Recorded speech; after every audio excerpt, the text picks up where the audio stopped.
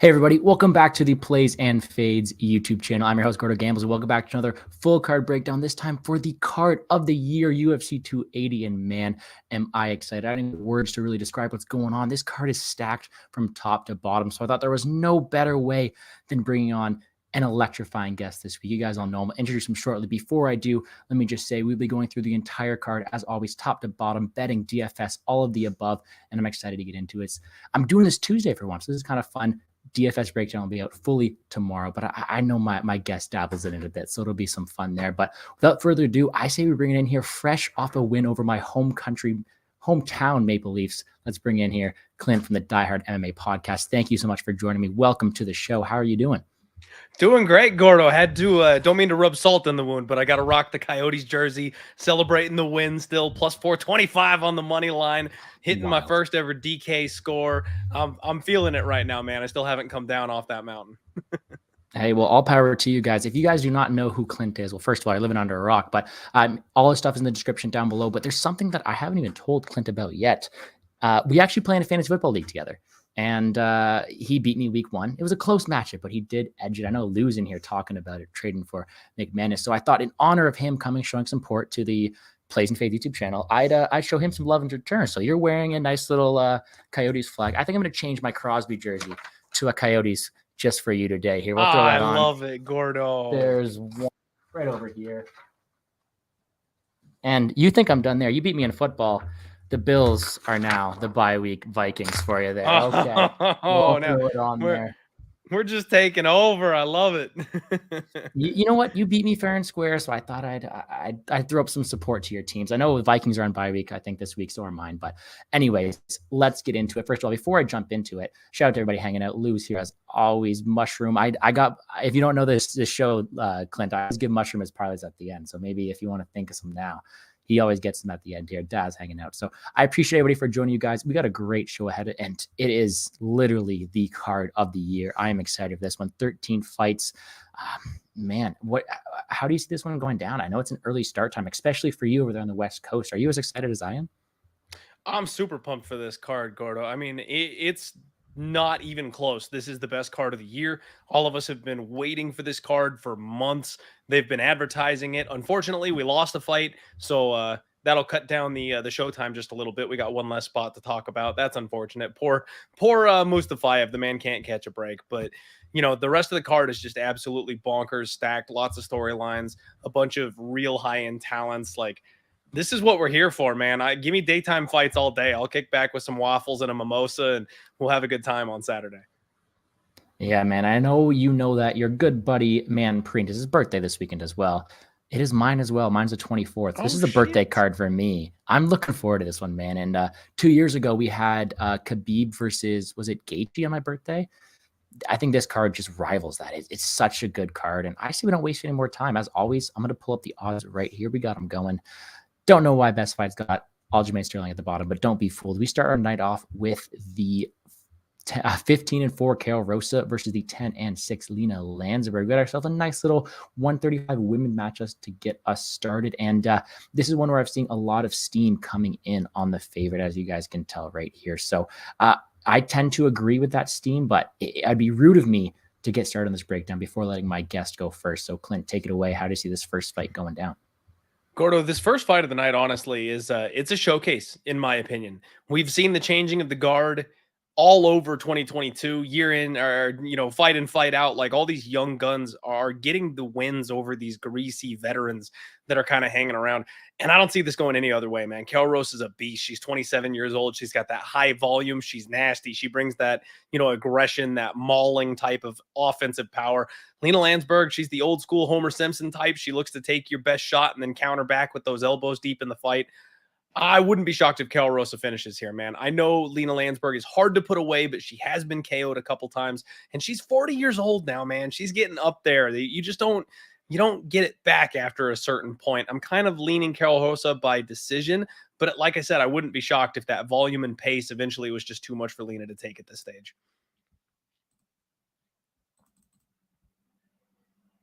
I did it. I did it already. You know what, man? It's unfortunate because usually I like to target these first fights of the night. I think they typically like to showcase violence. They like to get the viewers hooked early on this violence. But I think I agree. I think it is a showcase spot. I think that although you want to try to find value in the plus 275 underdog, she is 40 years old. She is getting up there, and she has definitely not really had the best of luck recently. And you have to think they're trying to really put up Carol Rosa there. I was lucky enough to see Carol Rosa's last bout against Sarah McMahon in Columbus. And although she did lose it, she put up a decent account for herself in the end.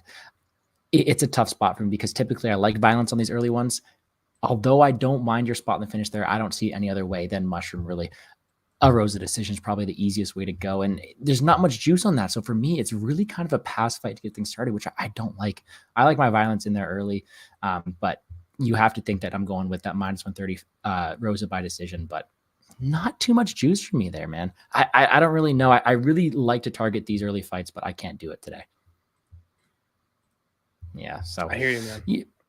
We got a lot of fights, though. There's a lot of really good ones. And yes, this is actually a decent women's fight. It's not like we're getting any low-level competition here, but there are levels to this, and I'm going to have to pick with the favorite here in Carol Rosa. I mean, this is a DraftKings show. Do you see any value here on the dog on DraftKings, or is it just a cash play for Carol Rosa?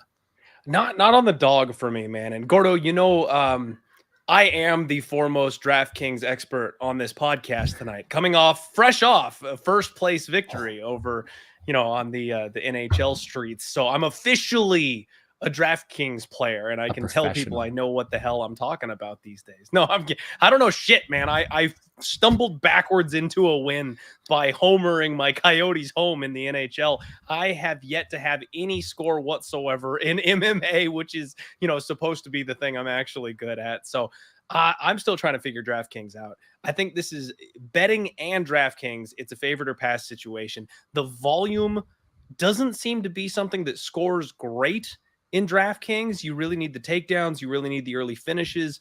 Sometimes the volume will get you there. For a chalky favorite like Carol Rosa, you got to think, unless she gets that finish, that she's not going to score well enough to be on the optimal lineup. So yeah, again, it's still favorite or pass for me. I don't see how Lena Landsberg gets it done. And even if she does get it done, I don't see how she scores well enough to be worth playing in DraftKings. $9,200 is very, very steep for someone who is favored to win by decision. I completely agree with you, but we talk about these steep favorites. I mean, we're not getting any better with this next fight of the night. I say move right along to that one. I'm with you here. But first of all, before we do, we have to acknowledge that not only is the sole Canadian on the card the biggest underdog, but it's also named Gordon too. They're really not liking me here this week. So we got ourselves a nice little matchup though. 125, 7-0 Muhammad Makachev, 14-5. Sorry, Malcolm Gordon. This is a very, very fun scrap. And Clint, I know you're good buddies with Manpreet. Do you partake in any of those lock of the night, dog of the night challenges? You know what I did a long time ago? I did. I took part in the first couple of Lock of the Night and Dog of the Night challenges. And I'll be honest, Gordo, I got my ass kicked. I was donating money. I was originally kind of doing it both because DraftKings wasn't around yet for me. So I didn't have any side action besides just the straight money lines and betting. So it seemed like a fun little thing to give a shot. And I wanted to support my guy, Manpreet. But after a bit, when you realize you're just kind of donating to the field, I took a step back. I'm like, all right, like I'm not gonna keep on giving my money away to people. So I did pull out on that, unfortunately. But I love those contests, and shout out to my guy Manpreet. He's a good host for them. Well, I'll tell you this right now. When DFS I was kind of alerted that DFS was on the way out. I'm like, okay, what other challenges can I do weekly? And that's where I found it. This is the first time I've ever competed in a Lock of the Night challenge. But for those who don't know, I have been fortunate enough, I don't want to jinx anything here, but fortunate enough to be leading it for the past couple months. And we do this thing on the show, Clint, where every time I have my Lock of the Night play, I bring out these beautiful shades right here. And the thing is, when I finally lose, I will break these shades and I will smash them to pieces. But for right now, we're going to bring them out. And that is what we're going to do. The second play of the night, I'm going to bring these out already. I say we talk about my Lock of the Night play so far. And you know what we're doing here, Clint? We're taking violence early on. Typically, like I said, like to go for that violence in that very first fight. Now we're going violence here.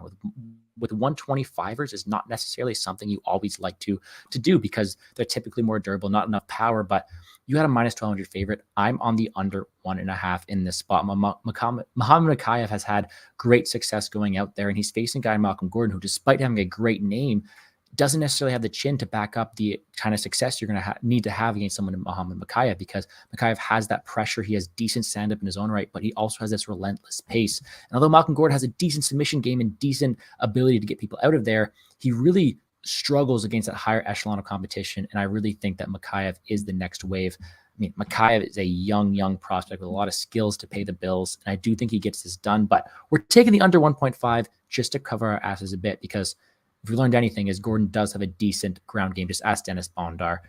He's got the ability to get people out of there early on. Either way, I don't see this hitting the third round. I really do think that Makachev has the power on the feet and the decent aggressiveness to get Gordon out of there.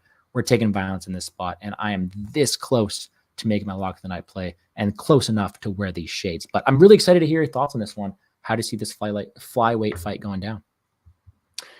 I couldn't agree more with you, Gordo. This is one of those ones that's too easy. I can't get fancy. I would love to, spin it on its head and be like, oh man, I'm taking the dog. Give me the dog. I'm rooting for Gordo here. No, I can't do that, man. I hate to recycle jokes. Anytime people have me on shows, I try to come with a fresh attitude and say things that are different from what I said, on my own podcast, so people just don't feel like I'm echoing the same information all week. But I got to go back to the well with this one, Gordo. Gordon is officially the chinniest fighter in the UFC. He was competing for Jordan Wright for that honor, and Jordan Wright made it over 1.5. So, that's it. He is the lone sole owner of chinniest UFC fighter on the roster. This man cannot take a punch. And straight up, Gordo, this is a showcase fight from Muhammad Makachev. This kid is 7-0, and he's got a 23-0 amateur record. He's not 7-0. This guy is so much further beyond what his official records shows. He's going to run through Malcolm Gordon, and the UFC gave him this chinny fighter because he's a grappling machine and he doesn't tend to knock people out. Really, he's not a big power striker. The ground and pound option is there for him, but it's not his go-to. He's usually a bit of a decision machine. They're giving him this guy to highlight him. They want to highlight real finish from this kid in his home country in front of his people. That's what this is for. I think it's Makachev. I think it's Makachev round 1, ground and pound TKO. You know what, man? I tend to agree too, because, I know Brady's here saying Jason Witt entered the chat. Vanilla Gorilla, I love that guy. But no, I really do agree here. We look at the stats. Malcolm Gordon has been finished or has won by finish in under 1.5 rounds in 10 of his last 11. The only one not kind of under 1.5 rounds has come to Francisco Figueiredo. Either way, there's been violence happening all the time. And I do think this is one where not only has he not faced anyone as good as Makachev, but he's never really fought anybody with, I think, the same amount of finishing capabilities as Makachev has. I know he had a decision win his last time out. Johnson is pretty talented, right? So I don't want to give him the short end of the stick. He was a really big underdog, but he's got some decent talent there, right? So Muhammad Makachev has the skills to pay the bills. Malcolm Gordon, although he has finished a lot of those fights in this first round, has been finished in the first round as well. Not the best chin. Although he has a decent ground game, he doesn't have that same, let's say, strength or grit on the mat to really compete with Makachev, in my opinion. I think not only is Makachev a guy to finish early on, but also a pretty decent DraftKings target, as you'd expect at $9,600. It's favorite here all day. And as much as I want to cheer for the Canadian and Gordon, I really can't do it. I have no excuses. So I really do think it's Malcolm Gordon. Absolutely agree with you. And this is one of those ones, again, I'm not the DraftKings savant here. You are. So correct me if I'm wrong.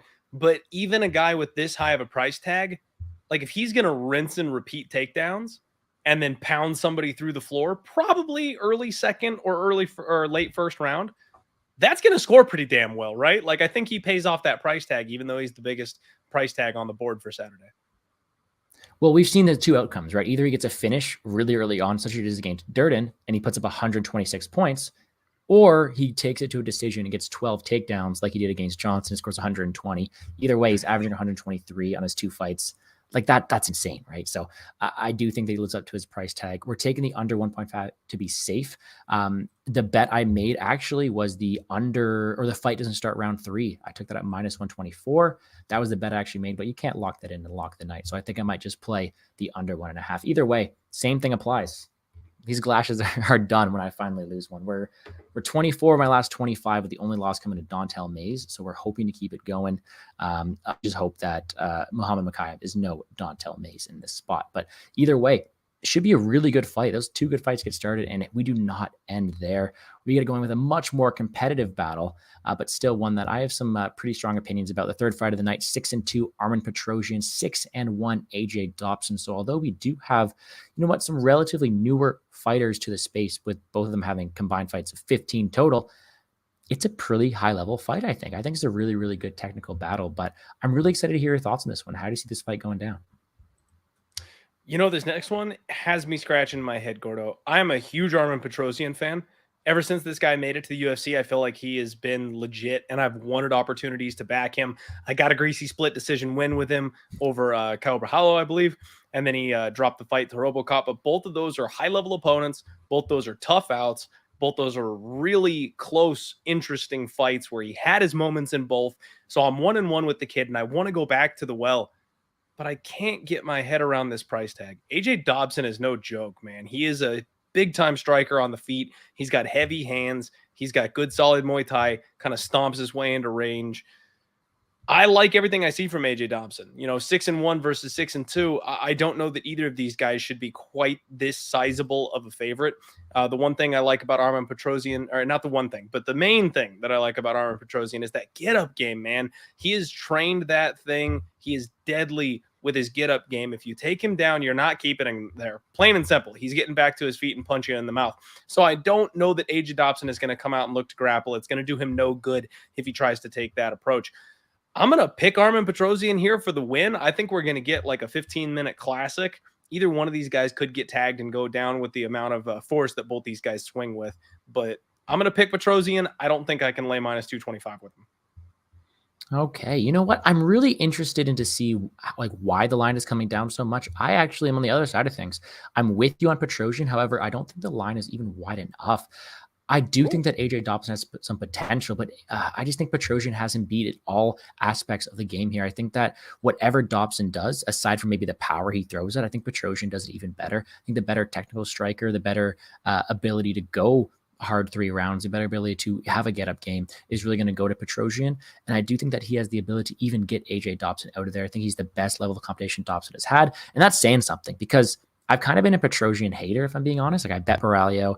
I think I played Rodriguez against him too. So it's really weird seeing me come on the other side of things. But when I do my tape and do my research, I don't think AJ Dobson's going to have the necessary tools to really pose a problem against Petrosian. Really, I think he's going to have the ability to swarm in, throw with power, but we haven't really seen Petrosian, aside from that one fight, be too chinny. I mean, he stood with Rodriguez for a long time. He has the ability to withstand that.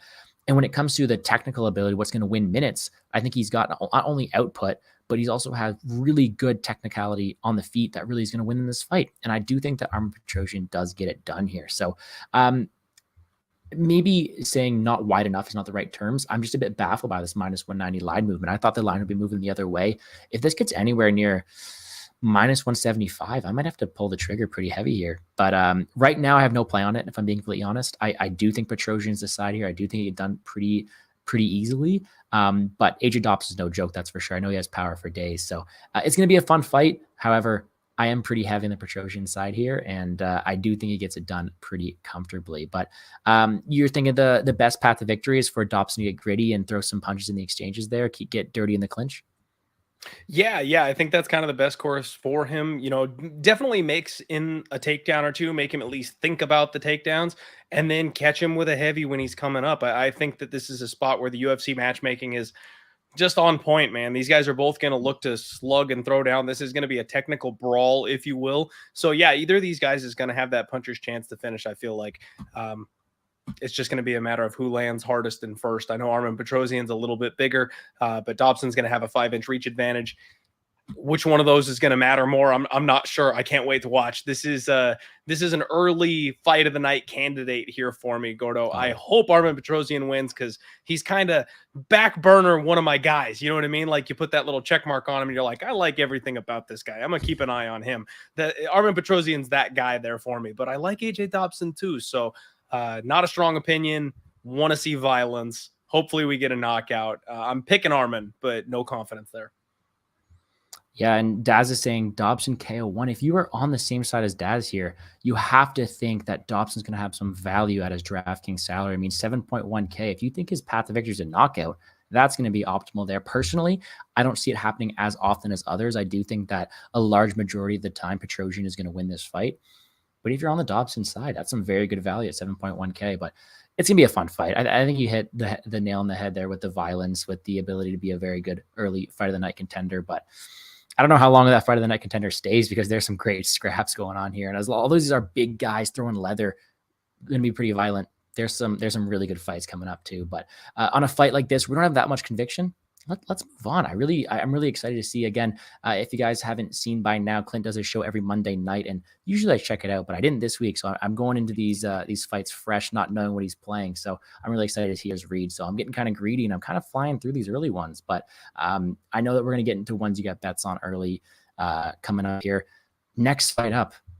This is going to be one that's really going to test my vocal abilities here, and ability to pronounce the names. Abubakar Nurmagomedov, 16-3-1. Godzi Omar Godziev, 13-1.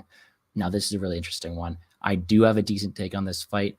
Actually, my DraftKings video isn't out yet, so this is the first time we're actually really putting it out there. So I'll let you go first. I'll leave the suspense to build up. What is your thought on this bout here?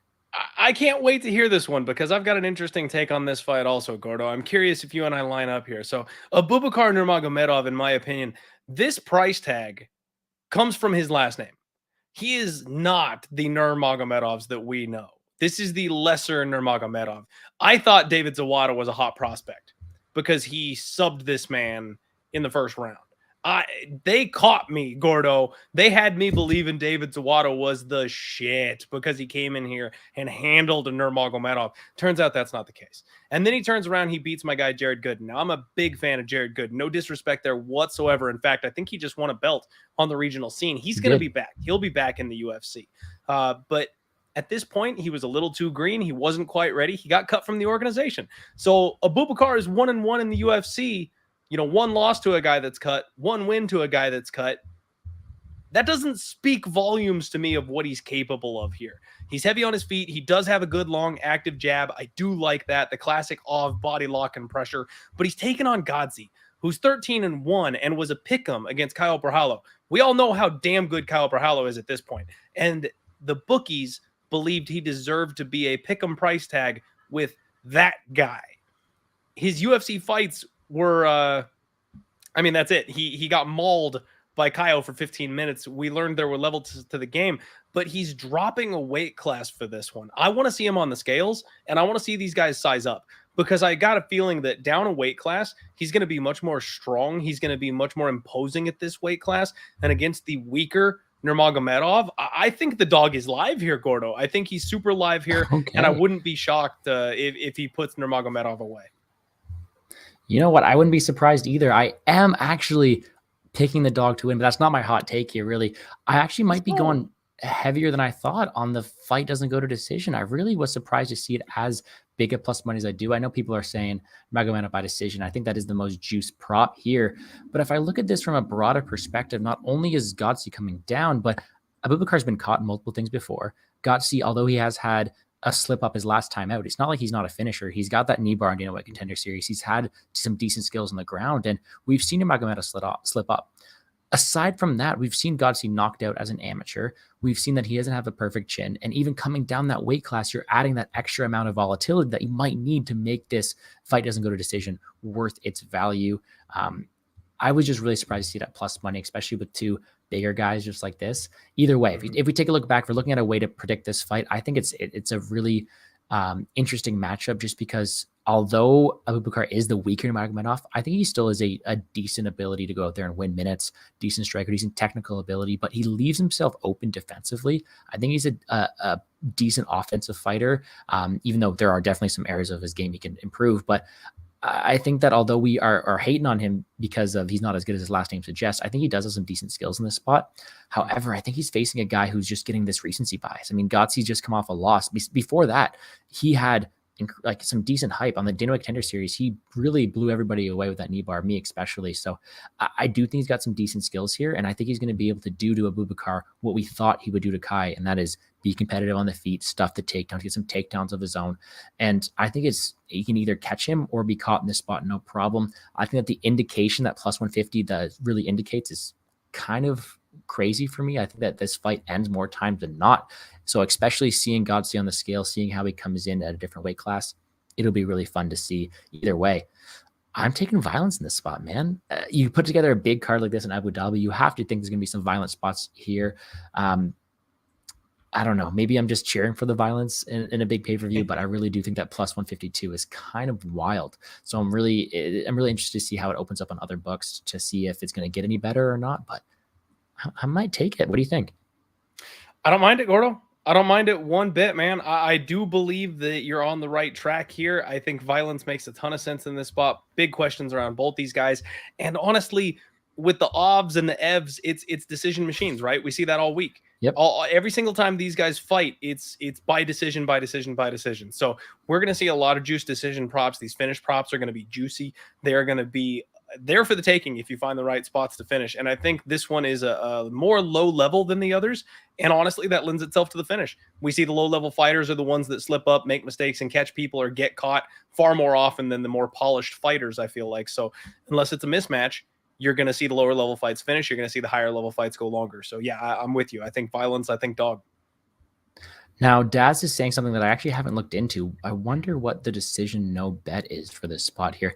I personally am not going to play it because I do. Oh, it's plus 115. I do think that, you know what, Omar has been knocked out before. And although Nurmagomedov isn't necessarily the most powerful guy, you never know what someone's going to look like coming off that new weight class kind of thing, right? So going to be interesting. I'm actually probably just going to play the under, but plus 115 is not bad. I think that indication... I think more times than not, the finish does come from the Godzi side with Abubakar slipping up, but I think I'd rather just play the under at a bit nicer line there to cover both bases, but I don't mind it. All right. With that being said, though, we got a ton of more fights to cover. So let's pull up the odds for the next one. It's a big card, man. It is a big card. And think of that we had that other fight before this, as well as the Jailton Almeida fight, which would have been a quick breakdown, but still would have been a fun fight to talk about. It's a very deep card. Okay, next up we have the 25-1 Zubaira Chookagian versus the 14-1 Lucas Almeida. This is a very, very fun fight. We just talked about the decision no bet. I think that the same thing can really be applied for every Lucas Almeida fight. Man, this guy is a violent guy. I'm really liking what I see from him from a finish ability, but I think that a lot of the time when you look at him fight, you have to really think, okay, a lot of the time he's the moment winner. He's not really the minute winner. And I really think that this applies in this spot here, especially against a guy in Tuhugov. I'll give you a little secret here. I think Tuhugov's going to be my pivot play on DraftKings. I think he's going to go very, very low owned with the takedown upside he has and with the ability for him to win minutes. I do think he goes very, very sneakily owned, especially at his price tag. I mean, he's sitting there. I think he's 8.3. Yeah, 8.3, right underneath Makachev and Sterling. I do think he goes very, very sneaky. But the bet I like the most in this spot is probably going to be that decision no bet. I think it's been hammered down a bit. I have hit it myself, I'm being honest. It's gone back up. I actually got a worse of a line. I got plus 125 on the scorecards, no action. I do think that the finish, most likely than not, comes from the Almeida side. The guy's got power. We saw that knocking out a really tough guy in Klein, but not in Klein, in Trezano. But I'm really interested to hear your thoughts on this one. Are you with me? Is that a decent pivot plan to Tuhugov, or does Almeida really have that power to put his lights out? You know, I'm not quite sure what to make of Lucas Almeida just yet. I'm not sure if he is a pardon me, still getting over a little bit of a cold. I'm not sure if he's a guy that's the beneficiary of some good variance or if he's legit. You know, he's one of these guys that trains out of a small gym, really nobody to speak of. So he's probably the big fish where he comes from. But he's got power, man. He's also got that dog in him. This guy doesn't go away. He throws and throws and throws. He's willing to go out on his shield. You know, we saw in the Trezano fight, he got rocked and dropped in that first round. Turned around, came back, beat Trezano's ass, and then knocked him out in the third. So, like, that's the kind of stuff I like to see. He very much impressed me in his last fight, but Trezano also has not really lived up to the hype that we expected from him. So we got to kind of take that a little bit with a grain of salt. The fact is, Lucas Almeida is there to be hit. So if you can take his shot or if you can counter his shot, I think he's there to get knocked out. He just hasn't fought anybody good enough to do it yet. Trezano almost did it, didn't quite get it done. I think Zuby's the kind of guy that could get it done. You know, Zubaira Tuhugov is a big power counter striker. He hits really hard. And like you mentioned, man, he's got the wrestling in his back pocket. If he wants to mix in those takedowns, he can go for that. So that's always something that he can, you know, get to if he gets in trouble or something like that. But you can always hedge that with Lucas Almeida by round 3 because it, you know, if Zuby slows down, if he can't get this guy out of there, then the Lucas Nuke is going to be live here at the end of the fight. Zubaira Tuhugov, it looks like, opened up at like plus 130. So they actually lined Lucas Almeida, the favorite, in this spot, and it's been steam pushing it back the other direction. I agree with Zuby being the favorite. Personally, I think he's going to win this fight. I think it's a good spot for him. I don't mind the KO prop. My worry with him, though, is that he fights close. He's got 4 split decisions, Gordo. Like, that's a little concerning, but you look at the names, they're not bad. Like, he's going to splits with good guys. So yeah, I'm picking Zuby, and I think the knockout is maybe a sneaky opportunity for him to land one of those big counter shots, but I worry a little bit about his gas tank, I'll be honest. Now you say that, and I have to think if you're on the Tuhugov, the ability to get that counter knockout, you have to think the under might be a decent play because Almeida has all kinds of power. The other line I'm interested in looking at is FanDuel has the decision only line. So the complete opposite as the decision no bet, the decision only line. That might be interesting because I do think that Tuhugov has not only more volume, but I do think he has takedown upside to really win this fight and seal the deal. I'd be really interested in to see what that decision only line would be at. So let me try to pull it up right here. Do they have it out on FanDuel yet is the real question.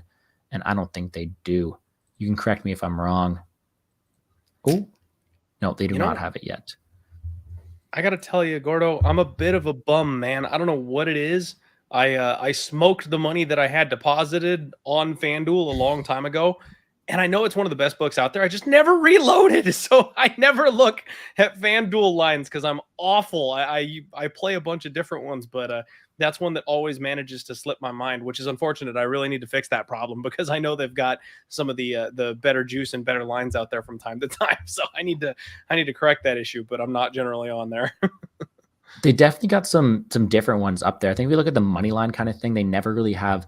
Well, they have a couple of the better money line spots here, but what they do have are these really weird ones. Not only decision no bet, but this is where I got my fight to start round 3 for the Makachev one. I mean, that was at minus 124.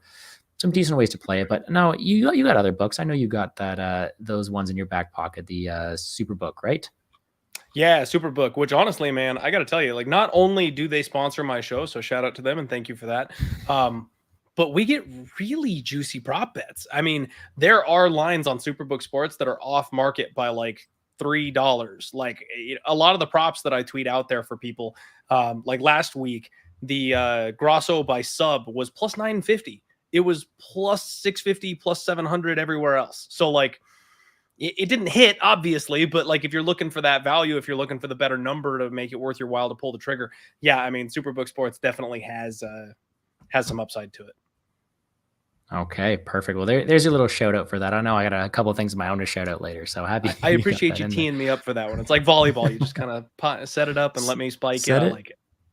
For sure. And you know what? I'm with Daz here. I did play the decision no bet. I played the finish only line. But the more I look at it, if I'm going to play this line again, why don't I just bet a little less and take Almeida by KO at plus 600? Because you have to think that's a large majority of his path to victory here. I don't know how often he wins a decision, and plus 600 is a better line than I expected to get. So maybe I messed up a bit on that line. Either way, I do have that locked in just because I do think Almeida always carries that power. We saw it late last time.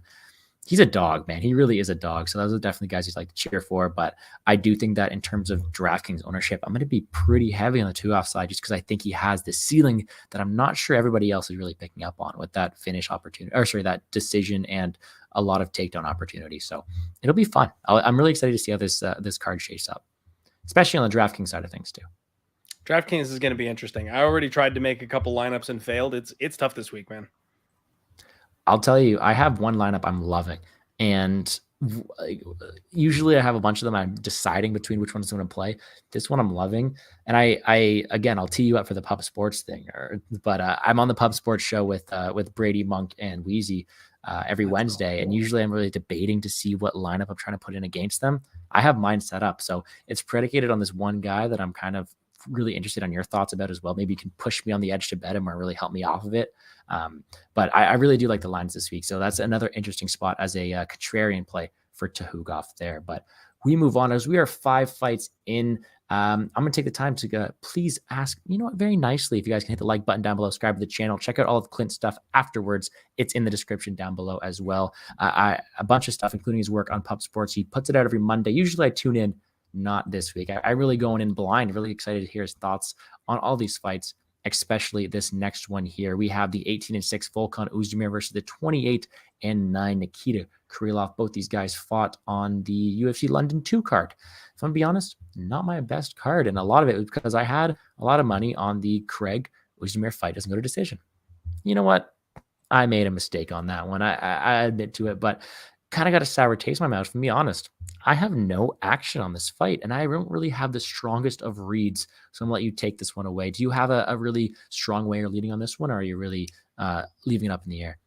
So I don't have a bet on this one just yet, and my read isn't strong per se, but I do have a bias. Man, I don't like Nikita Krylov.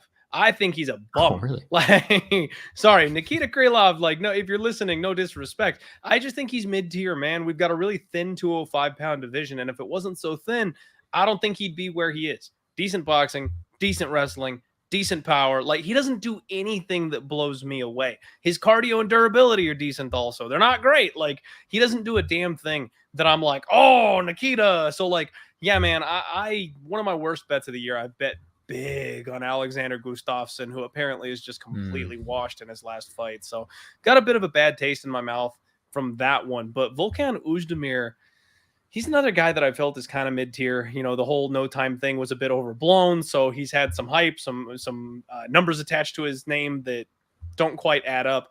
But him being the dog here, after moving out to Sweden, training with Hamzat and All Stars, like the big brain win over Paul Craig, where he did everything perfectly. Like, I kind of feel like he's having a not late career, because he's only, you know, like 33 years old, but like he's having a late-ish prime career resurgence here, making some adjustments, doing some new things. He looked good his last couple of fights. So I'm kind of leaning dog or pass here, mostly because I have a built-in bias against Nikita Krylov, but also because I think that Volkan Oezdemir is hard to take down. 86% takedown defense. So if we're going to have a kickboxing match, I'm going to go with the guy who I think has a little bit more upside. And frankly, you can take Nikita Krylov down. If Volkan Oezdemir decides to come out here and grapple himself, Nikita only has a 54% takedown defense. I think the dog is live, and Nikita Krylov seems to just always end in finishes. So I kind of like violence here in this spot. And I know a lot of people like yourself might be spooked off of that because of his last fight with Paul Craig, where everybody and their mother thought it was going to get finished and it didn't. Nikita Krylov is another guy that sneakily just kind of always is in finishable fights, except for when he fights guys like Johnny Walker, which doesn't make any sense. But I kind of feel like someone's going to end up getting clipped in this fight. I feel like Volkan Oezdemir is going to force this fight to be a striking match. And because of that, one of these guys is going to get bombed on. Hey, I don't mind that. And I'm actually not spooked off this one. The one way I was looking at playing it was the under, just because although I'm the opposite. I don't think Oezdemir is necessarily the best in this spot. I know you have some bias against Krylov. I kind of have some bias against Oezdemir. I'm just not the biggest fan of his skill set. And that's why I'm not reason, hammering it, man. I'm not like high on Volkan. I just don't like Nikita. So like, you know, kind of opposite stance as you. I wish I could tell you I've got a 10-unit bet on Volkan Oezdemir. I don't. He's not that good. Yeah, and you look at the records. I mean, yeah, Krylov has fought some very big names: Gustafsson, Craig, Ankalaev, Walker, Teixeira as the last 5. But a lot of them, again, ending in these finishes. And I kind of don't mind the finish spot here either. The crazy thing for me was I did not expect him. I don't know, you didn't expect him to come out that crazy against Gustafsson, that first round finish a minute 7 seconds in. If he comes out like that at all, I know Oezdemir's got power. I don't necessarily know if he has the best. I don't know if he's going to be beating Krylov to the punch, what I'm going to say. I think that although Oezdemir has the knockout power to really put out Krylov, I think that when it comes to winning minutes, getting to the better minute winner, the takedown upside, being quicker to the punch, I think Krylov might actually take that. But you're always worried about that bomb coming from Mr. No Time Oezdemir. Either way, the under 2.5 at -150, that's not a bad look. And again, I told you right off the bat, I don't have a bet on this play. I don't have the strongest conviction, but if I was going to play anything, especially coming off something like this, that's kind of what I'm looking at right here. I don't mind that, man. I don't mind that one bit. All right. But you know what? If you don't like Krylov and I don't necessarily have the strongest conviction, let's move on. This next one here is, I'm going to be honest, I told everybody I haven't seen your show. And while I have seen you do have a bet on someone in this next fight here. We have ourselves the 25-7 Muradov versus the 12-1 Kyle Borralho. Man, this is going to be a very, very fun fight. And we are... You know what? I'll let you tell everybody what side you're on the side of things, and then I'll tell you straight up. I'll be against you, and I'll be devil's advocate here. Okay, I like it, man. Yeah, let's go toe to toe. I think I am a bit on an island on this spot, and quite frankly, Gordo, you know I like it when I'm on an island. I love it when I'm going against the general public here. Kyle Borralho, 12-1. Everybody is all about this kid. He's shown off phenomenal skill set. The karate striking, he's hard to touch, a little bit of tall man's defense, but he manages it really well. He gets out of range of his opponent's strikes and has good foot movement, good head movement. So it doesn't really end up costing him. I do think eventually it will, maybe on Saturday, but he's good. He's good. And then on top of that, excellent timing on his level changes. This guy level changes with a violence, puts you on the ground, backpacks people, styles on top. He's got a tight squeeze. But man, he's made some mistakes. So like you look back at the Armen Petrosian fight, and that's where, like I said, I went to battle with Armen Petrosian in that particular spot. He sat back for a guillotine on Petrosian deep in that fight. It reeked of exhaustion. You know, he was going for a finish. He wanted out of there. He saw a chance and he went for it. Ended up putting himself in a bad position. And then again, had the body lock and was just kind of riding cage control on Petrosian and drops for a heel hook. That's like, bro, like those are maybe the two moments you can look back to in that fight and go, that's why Armen got his hand raised, is because these low fight IQ moments where he went for low percentage submission attacks on a guy who you weren't going to get those kind of spots on. So in the third round, he is visibly exhausted. He's shooting from a mile away, trying desperately to get my guy Armen so you can back down to the mat. And that's concerning to me here in this spot, Gordo. Now, I know everyone's really over the Mahmoud Muradov experiment after he lost to Gerald Meerschaert. It cost everybody a ton of money. But quite frankly, he fought Gerald Meerschaert like he's never fought anybody ever before. He came out with an attitude of, I'm going to walk through this man. And he threw right hands with everything he had over and over and over. And honestly, Gordo, lesser men are finished in the first round in that fight. I don't know how Gerald Meerschaert took the beating he did in that first round, somehow survives it, comes back, does what GM3 does, manages to take the guy down, wear him out, get his back, choke him out. I think Mahmoud Muradov, first and foremost, if he doesn't take that fight, likely probably has a better result. Secondly, because of that, I think he's coming into this fight after taking some time off, leveling up, game planning. He's not going to look past this opponent. So this is a spot where Mahmoud Muradov, I think we've got a massive amount of recency bias. We're getting a huge plus number on a guy who generally we have to lay minus 500 on. Like, this is a huge value swing that I think is very much a recency bias thing. And on top of that, Mahmoud Muradov generally has a style of picking his opponents apart and then ending them in the third. He has, I believe, 5 third-round finishes to his name, Gordo, which is another reason why I think we can take that Gerald Meerschaert fight and just kind of wad it up and throw it away, because that's not what he does. He comes out and picks people apart with his hands, and once they slow down, once they're tired, once they're more hittable, he ends them deep in the fight. He's got good cardio. He's got good fight IQ. His takedown defense is 80%. Everything checks out about this kid. He's coming off a bad performance. Kyle Borralho, on the other hand, he had some bad fight IQ, has not truly been tested, and he gassed out in the third round. We're going Mahmoud Muradov. We're going Muradov KO. We're going Muradov round 3, baby. Okay. All right. I love the breakdown. What I will say, Kyle Borralho did win his last fight. He did beat Armen Petrosian, just so we get that out there. And the only reason my guys here, was it RoboCop that Armen Petrosian got the split decision over? Okay, I apologize. Both those fights were close, though. They were very close, and I know they were close because I was crazy on the Kyle Borralho side. Just as I said, I was going to be a hater against Oezdemir. I'm a huge fanboy of Kyle Borralho. This guy has won me a ton of money, including one of my biggest bets of the year against him, against Petrosian. You know what? He followed the game plan, and I'll tell you for a fact right now, I have not bet Kyle Borralho, but I am going to. And I think that when I look at the tape, I'm not so really looking for reasons to be betting on Muradov, I'm looking for reasons that can bet against Borralho, and I'm really fishing for them because although Muradov is definitely be the better striker, and although he is going to have probably advantage in the power in a lot of these spots here, I don't think it necessarily has to really matter because Kyle Borralho is way too smart to really know that he wants to stand with this guy for 15 minutes. Not only is he smart enough to know he wants to take it down, I think he's got excellent timing and excellent ability to get really almost anybody to the ground, especially the guy Muradov, who not only has been taken down, but finished multiple times. I think this is a spot here where, yes, Borralho has been highly valued by the public recently, has been a bigger favorite, and is probably the recency bias kind of guy. And it doesn't really matter because I love betting fighters who are really, really smart. And I do think Kyle Borralho is one of these guys who is really, really smart. So you can hear it in his interviews. He knows exactly what he's talking about. He's been training with the best. And I think not only does he have the ability to take him down and grind out a decision, I definitely think that as this fight goes on, the sub is going to be there. I am heavy on Kyle Borralho in this, but I think he has lots of opportunity takedowns. And although I know you're talking about him wearing out in these last few fights, sure, the cardio didn't look great last time out, but I do think that Armen Petrosian has a better get-up game than Muradov. Could be a hot tape. I know Armen Petrosian has the ability to get up really, really fast and repetitively. I think Kyle Borralho is able to keep Muradov down. I think he has the ability to take him down at will.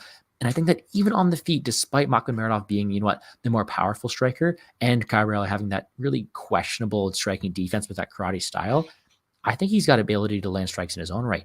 And the best part about Kyle Borralho is not only how smart he is, but his ability to mix in his strikes to really blend in those takedowns. And you can see it at every single level against the cage in the open space. Kyle Borralho's takedowns have been no joke. Sure, Armen Petrosian has a weak takedown defense, and sure, this is a step up in competition, but everything we've seen from Kyle Borralho so far has seen a guy who is ready for the step up in competition, ready to take on anybody. And if you can't compete with him in the grappling, you're going to be in it for a long night because he knows exactly what he has to do, and he has the skill set to get it there. I think this is an incredible fight. I have not bet Kyle Borralho strictly due to the purpose that he is only getting better. He was at minus 270 at one point. I don't know. It really escapes me what line you got Muradov off. If you got Muradov at a wider line, especially at this plus 229 line, I get it. He is the better striker. He's got power and the recency bias is there. But at minus 190, I'm taking Kyle Borralho all day. I think he has the much better mixed martial artist game plan in this spot, the ability to blend in these takedowns along with the strikes. And I think he does get this done pretty convincingly. We're not done there, Clint. We're playing the sub in this spot as well. Muradov has been subbed a few times. Borralho has, although hasn't really got it yet, he's in really position over submission. Muradov's going to give him more opportunities for submission than I do think Petrosian does. I think he gets him out of there. I'm all over Borralho here, and I know you're against me here, so I don't like being too confident, but I am confident, and we're going head to head, and that's all I got to say about this one, man. You took the Coyotes against the Leafs. I think this is my revenge spot here. Fair enough, Gordo. Hey, nothing but respect, man. That's what I love about this game, right? Like we can find different angles and we can have different takes on the same exact fight. And even though we're looking at the same things, it's leading us to different results. Man, I wish I got that juicy over 2-1. I wish I was getting that plus 200 money. Unfortunately, I'm a week to week kind of guy, with my show, the amount of research it takes, how that goes. I don't generally get ahead like some people do. So I was not way out in front of this line move, but I agree with it. And I still think that there's some value on the dog here. I would have lined this thing a decent bit closer. Maybe Kyle Borralho is just the monster under the bed that Jailton Almeida is. We'll find out on Saturday. I'm not ready to believe it just yet.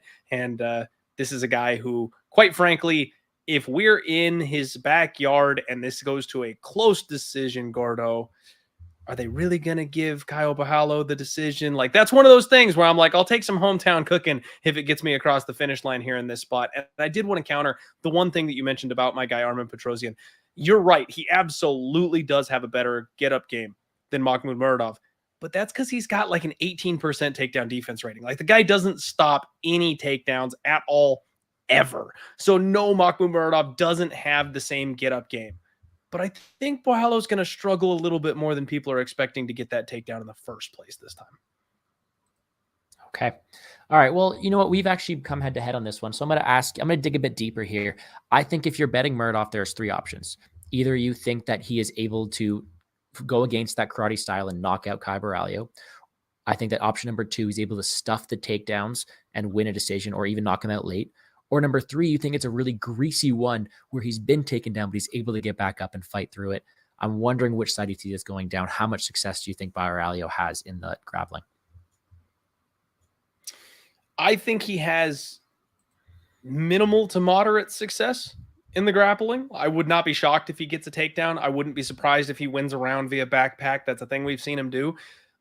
But I also think that Muradov is going to come out a whole lot more reserved in this fight. And not necessarily reserved, I guess. He's going to come out more measured in this fight than he did against Gerald Meerschaert. This is a real opponent who he's going to respect after learning his lesson his last time out. I think he's going to try and stuff those takedowns. I think we'll get some technical striking.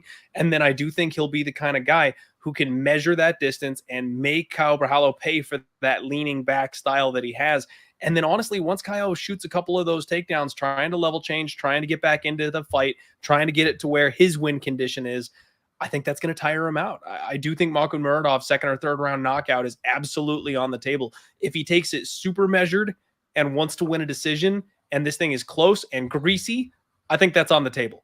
But I do think that he ends up getting the finish in this one. Okay, I don't mind that. And whereas we are head-to-head on this, I do think that as a whole, this is a decent fight you got to target on DraftKings. I think that the public is very, very low on DraftKings for Caio Borralho because he has gone out there, put up 80 and 77 points in his last 2 fights respectively. But I do think that if he is going to win this fight, it's going to require a lot of takedown and grappling success, which is going to score very well and going to probably come at a better ownership. And on your side of things, if you do think Muradov wins this fight, I mean, $7,200, you have to think he's optimal if he wins at all. So either way, I do like this fight from a DraftKings perspective. I will be targeting from both sides, although with a heavy lean to my boy, Caio Borralho. Okay. Do you know what fights next? Do you know what fights next, Clint? A good one. A good one, man. And this is one where I really have been waiting to talk about this fight because I'll tell you a little secret. I bet Sean Brady at plus 115 3 months ago. 3 months ago. I have been waiting to talk about this play right here because you want to know what, man? These lines opened up a bit crazy.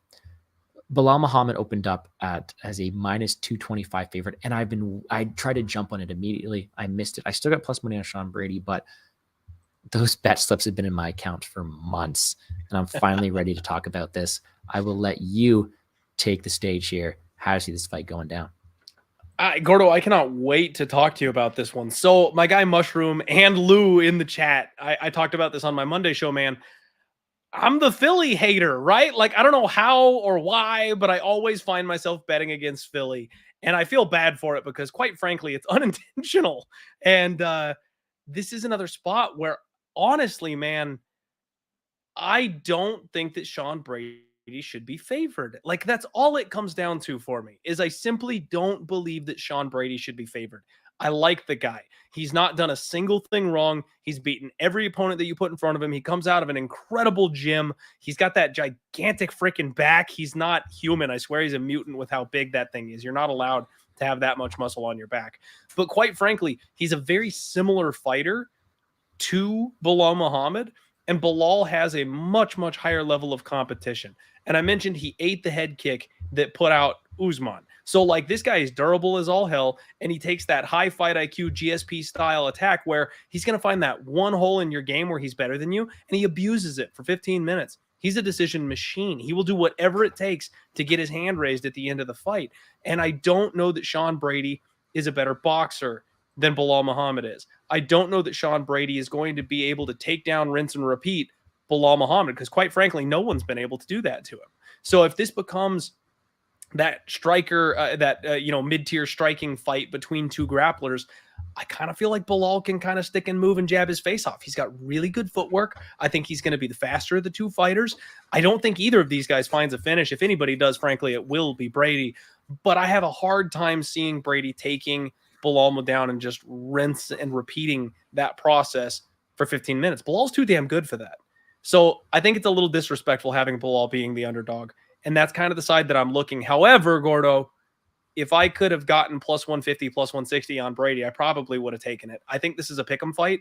I think this is a show me spot for Brady. And I do listen to James Lynch's interviews. He talked about how apparently Brady had no surgery and it like really opened up his airways. And now he's like setting cardio records over at the PI. So that's like scaring me off of betting against the man. So this is a fight where I expect it to go the full 15 minutes, over 2.5, parlay piece. That's all I need. Like, you just don't need to mess with this thing. Maybe I'll bet the split decision prop, Gordo, because I think this is going to be tight. I think it's going to be close. I don't think either of these guys has a skill where they abuse the other one, where they're going to stretch away from their opponent. Like I said, literally the only way I can see this fight being a one-sided affair is if Brady is just far stronger than I give him credit for, and somehow he's the first man in history to just maul Belal Muhammad. I don't see it happening, but that's like the one avenue. Or Belal Muhammad's jab is faster than Sean Brady is ready for, and he just sticks and runs. Like, if Belal literally just tags this guy in the nose and runs away for 15 minutes, those are the only two ways I see this fight being like clear and decisive. So I'm off it, man. I think it's going 15. I'm going to say Belal Muhammad gets his hand raised, but I don't blame anybody for betting Sean Brady. And I love Sean Brady at plus money. So props to you for putting a solid ticket in your pocket, regardless of outcome. Well, man, I'll tell you where my logic is flawed. I can't wait. I've had awful success. No, this is not very good logic, but just I've had awful success betting against Belal Muhammad, and I've tried to, and I've bet on Luque. I bet on Thompson. I did bet on him against Maia, so I'll give me that. But the last two times I've tried to fade him, but for different reasons. I think this is a spot where you have two guys, and although they are completely different fighter, they look to do the same thing. I think that Belal Muhammad, the one that we've seen of late, is a pressure wrestler. And although he's had great successes against guys he's able to take down, well, Sean Brady's able to do that as well. I just think he is just stronger than Muhammad is. I think he's just bigger. I think that when it comes to again, minute versus moment winner, you talked about Muhammad's jab. Sure, he has that. But when it comes to landing more impactful shots, I think Brady has more power. It's speed versus power, and then it's strength versus grit. I think that there is no doubting that Belal Muhammad has a will to win. He has the brain to do it, and he will try to do it at any cost necessary. I'm not going to make any jokes about an eye poke. It was a pretty nasty eye poke. But he is going to go out there, and he is going to be a gritty fighter. And that's the biggest edge I really get him, because if we go to straight up wrestling and strength, I'm going to give it to Brady. If we go to power on the feet, I'm going to give it to Brady. Speed, I'll give it to Belal. But when it comes to the style of fight I think they're fighting, I think if they're up against the cage for an extended period of time, you're going to have to favor the big burly guy in Sean Brady. And now that the Philly curse or the Philly streak of winning is finally over, there maybe not as much pressure on him to win, right? So no, I'm just kidding for that one. I do think that Brady wins this fight regardless. I do think that his strength and his physicality edge really takes him over here, but I don't know if I would steam him up to minus 160, minus 150. I think that it is a very, very close fight, and I'm upset I missed the bigger plus money than I did because it did open wider than I did, but I've been holding this ticket for weeks. I'm not going to say anything else other than Brady being the stronger, more physical guy, because that's all I think he needs to cash his ticket for me. I think he's got to win these scrambles, win these clinches up against the fence, and really use his brute force to maul Belal Muhammad here, which you said is going to be unlikely. I'm hoping he does it. I think it's going to be a very close fight, but I think he does. So it's going to be a war for sure. I don't want to, make you feel bad about the bet that you made months ago, man. But I do just want to mention, this is a gigantic step up in competition for Brady. Like, I know he's looked great. Don't get me wrong. Again, no hate for Philly Gracie, folks. He's looked phenomenal, but he took on Jake Matthews, a guy who reverts to his BJJ, who's got a 66% takedown defense. He beat Michael Chiesa, a BJJ guy who's got a 60% takedown defense. Christian Aguilera, who went 2-1 in the UFC and has a 60% takedown defense. Now he's taking on Belal Muhammad, who quite frankly was working his way back into the fight with the current seeded champion in this weight class. After eating the biggest head kick anybody has ever seen, he was working his way back into that fight, striking Gordo. Like, Belal is another level. So for me, it's dog or pass. And I'm watching this line very closely because everybody, and honestly, we've talked about it on several fights. We're going to talk about it on more fights. The story of UFC 280 is recency bias, Gordo. I think there's a lot of recency bias on Sean Brady and what he's done. Belal is always disrespected. as far as the betting lines, people picking him to win, people respecting his skill set and his talents. The bigger dog he gets, the more interested I am in taking him. And it's dog or pass for me. Whichever side you get plus money on, I think, is the way to play this line. But especially, if I'm getting plus 140 or something like that on Belal, I'm going, man. And I need to look and see what the decision prop is. Because like I said, Belal by decision, Belal by split. Those are kind of the ways that I would be looking to play this thing and get, a little bit degenerate with it. Because Belal by decision is plus 180. And let's face it, is he finishing Brady ever? Like, no, he's never finishing Brady. So getting plus 180 instead of plus 120, that's kind of the side that I would be looking at. And I get it. It's a step down in competition for Belal Muhammad, but the only reason I haven't brought that up is because we look at really who he's facing. Can you compare the style of Stephen Thompson to Sean Brady, the style of Damian Maia to Sean Brady, the style of Vicente Luque? I don't think you can. Well, Damian Maia, that. Well, Damian Maia doesn't have that same wrestling. You know what I mean? Like although Brady is going to try to get you to the ground, it's Damian Maia is someone who lacks the ability to get people to the ground, and Brady is he's more so has the ability to get it there and then doesn't have that same beach. I think they're different in my opinion. I'm struggling to explain it properly now, but no, you look past that. That's totally fair. Yeah, you look past that. Diego Lima, Lyman Good, Takashi Sato, Curtis Millender, and then Jeff Neal. Has Belal Muhammad fought somebody who can wrestle as good or better than him? Leon Edwards didn't want to wrestle. Damian Maia, although it's Damian Maia, isn't the best wrestler. And then Stephen Thompson and Luque don't want to wrestle either. It's a completely different matchup. And that's why I haven't brought it up, is because styles do make matchup. And I do think there's going to be a lot more defensive wrestling that Belal Muhammad has to do in this spot that he has not had to do recently. There's no doubt in my mind that Belal Muhammad's working on it. He's a very smart guy. He works hard. Like I said, very gritty. But Sean Brady's a big, tough guy. And that physicality is really what's helping me get to that plus money number on him I had earlier. And the last slice of the pie that we haven't mentioned yet, Gordo, I know not everything is who you're training with, but Belal's working with Khabib. And this is another one, man. Whose backyard are we in? They're spotlighting these fighters over there in Abu Dhabi. If it's a split decision, if it's close, the guy named Belal is getting his hand raised. So, that's where, Brady needs to be everything we think he is and more to win this fight convincingly. And I wish you luck, man. I haven't made the bet yet, but I'm looking the other way, unfortunately. It's one of these ones that I've actually kind of really forgot about. It's been in my bank account or in my locked in bet so long. It's really like that money I didn't know existed really. So it's kind of nice. Those are the best when they cash. Exactly. They're like, where did this that money's not in your brain? It's gone. It's out the window. When that ticket cashes and it doubles up in your bankroll, you're like, oh. Nice. So no, I am really looking forward to that one, but that is the last fight on the prelims.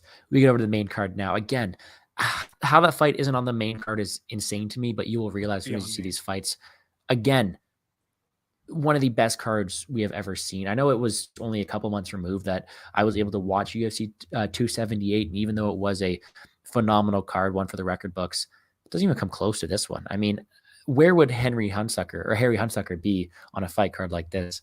It's crazy. Headlining. You're right. The GOAT. I'm sorry. But we move on to the next fight. We have the 18-4 Caitlin Chookagian versus the 9-1 French woman, Manon Fiorot. And we have ourselves a nice scrap. And of course, it has to become a staple when you look at Caitlin Chookagian to bet her by decision, because let's just see what it is right here. Plus 250. Again, has to become a staple, just the way she's able to win these fights. However, I'm on the Manon Fiorot train here. I think that not only is she the more powerful striker, I think she is the one they're trying to showcase here. She's the one up and coming, and she has that grappling in her back pocket. She's also got balls of steel, I mean, going and grappling against these other women who have a much better ground game than Chookagian does. I think it's Fiorot's time to shine, and I really do think she gets it done here. I think it's a very, very fun matchup. Was she originally supposed to fight Andrade, correct? I think she may have been. Was it Andrade? Yeah, I think it was. But I mean, Chookagian again is no joke, but I think she's in over her head here. I'm on the Manon Fiorot side. Again, haven't bet it because, again, you see this green arrow, something I'm not expecting. That's 3 lines that are around that minus 190 side that I expected to be wider. Manon Fiorot being one, Kyle Borralho being exact same line, and then Petrosian being the exact same line. Those are 3 lines I'm all just bewildered by the fact that money's coming on the other side. But I'm excited to hear your thoughts on this one. I know you have liked Chookagian in the past, but do you think it's her time to once again, or is it time for the new blood in Manon Fiorot to come shine through? Man, the reason this line is not wider is because the bookies are protecting themselves from the chook train, Gordo. It's death taxes and Chookagian by decision, buddy. Every time. No, I'm right there with you. I think that if you want a better version of Chookagian, you end up with Manon Fiorot. She's bigger, she's stronger, she's got more muscle, she's got the similar karate style striking, she just does it more effectively. She's a better grappler. Like, the power that this girl brings.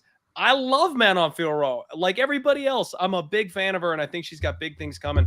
I'm tempted to lay it with her here in this spot myself. Minus 210 right now on Superbook, so a little bit steeper over there. But I do think that she's the right side. And I'm with my guy Mushroom, Gordo. I think she knocks her out. Ooh. You know, Manon Fiorot has more wins by knockout than she does by decision. Now, granted, the decisions have come at the UFC level. Obviously, we expect her to slow down a little bit at this stage.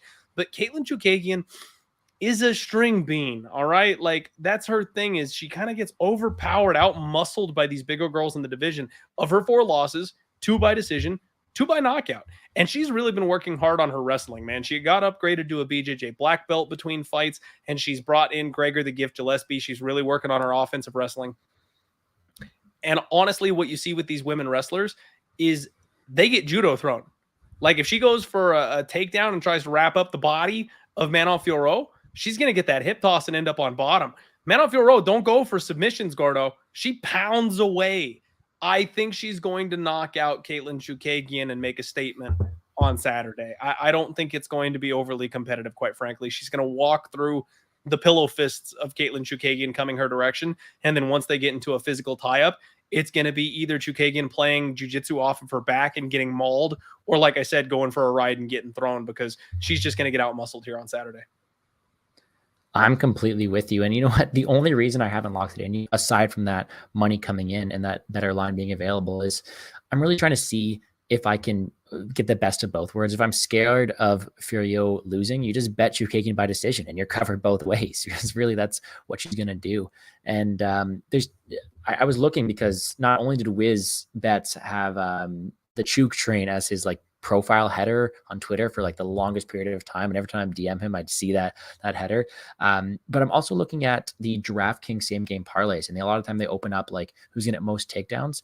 If Fiorot most takedowns is anywhere near like minus 150, I'll be playing that as well, because I do think that Chookagian won't really be going for takedowns. She's going to look to win this fight by volume and noise. Audible cues, really. So I think it's Fiorot all day. She's a stronger woman. I think she's got the better strike and the better technicality, the better ground game, the better strength, and she's the fighter they're really trying to showcase here. I do not get the love for her. If you want to play Chookagian, play her by decision. Either way, I will be betting Fiorot this weekend, and I'm hoping I can do it at a better line, but I'm content to play her. Oh, she was minus 170. I'm content to play her anywhere up to like minus 225 range. So which is what she does now, maybe even more than that. But I do think she gets it done pretty convincingly. So I'm excited to see you on the KO side, though. I love some women's violence there, and I do think that ground and pound wouldn't be off the question. So out of the question. So it should be a fun fight, that's for sure. Let's move on to the next fight we do have. And okay, earlier I talked about a fight you needed to help me either over the ledge on or help me off of it. And this is the one right here. This is going completely unnoticed, very under the radar. 21-4-1 Beneil Dariush, 21-1 Mateusz Gamrot. And there are 2 things you need to know before I pass this over to you. Is one, top 5 biggest bets of my life, Beneil Dariush over Tony Ferguson. So I love Beneil Dariush. And number 2, I just lost a 4-5 decision ticket on Tsarzuki, and that was worth a few units. So I've been big on Dariush. I bet against Gamrot. Where does that put me now? I'm really excited for this fight, but I'm gonna add some suspense again. I'd love for you to lead this one off, and then I'll get the next one. Don't you worry. But I'm excited to see your thoughts on this fight. How do you see this very, very pivotal 155 matchup go down? You're muted, my friend. We're 1-1 now. I never do that. All right. I am super excited for this one, Gordo. I'm really excited for this one.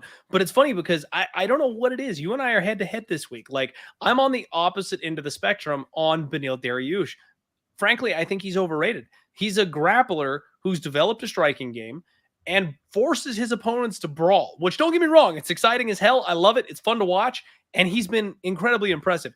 But he also made us think guys like Anthony Hernandez were UFC caliber because he got starched in round 1 by the kid. So, like, that's the kind of guy we're dealing with right here. And he potentially could sail it down the river again against another guy who's got a massive right hand. Gamrot's got a heavy right hand. In fact, he uses it very creatively in different ways. He has a right cross that he likes. He'll switch stances and use it as almost like a check hook coming back the other direction. Like, he's very, very tricky on the feet. And then on top of that, you mentioned the Armin Tsarukyan fight. I think there's a argument to be made that Tsarukyan won that fight, in my opinion. However, it was a fantastic fight, and I can't really be mad at either guy getting their hand raised after it, because what the hell? Like, I wouldn't know how to judge those fighter scrambles either. So it was a close fight. It was competitive. It was back and forth. And frankly, I think Tsarukyan is the future of this weight class, man. I think he's a future champion. So Gamrot getting a win, or even just being competitive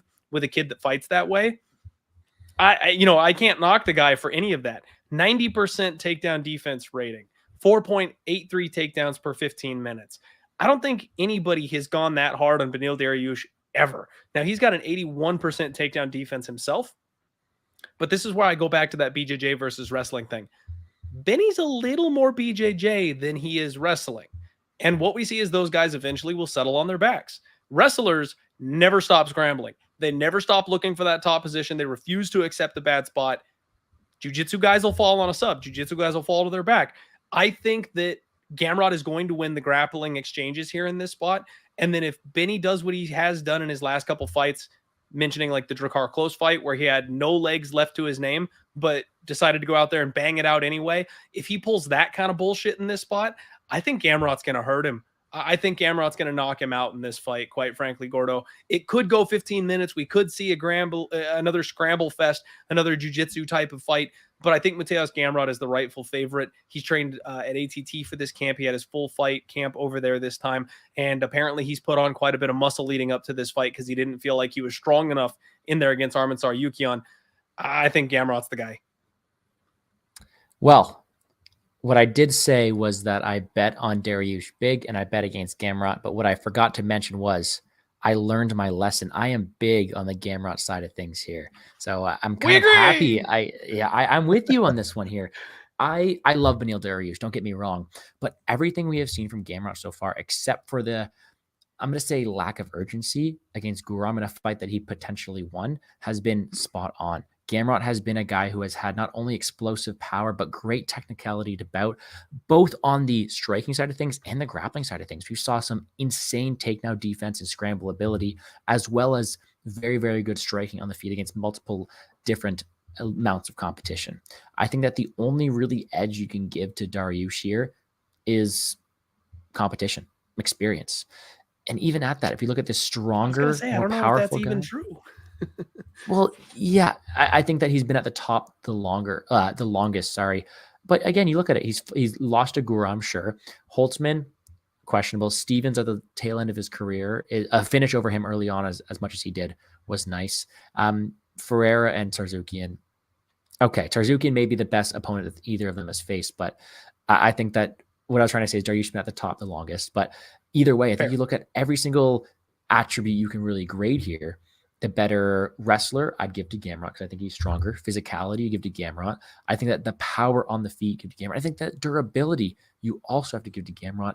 Not only am I liking Gamrot, but the one play I was actually looking at was Gamrot decision only. I know maybe it's getting fancy. Why don't I just play Gamrot by KO? But I do think if Dariush wants to win this fight, he's going to make it sloppy. He's going to mix in some wrestling exchanges there. And I think that if there's a finish at all, I think it's largely predicated on the Gamrot side of things.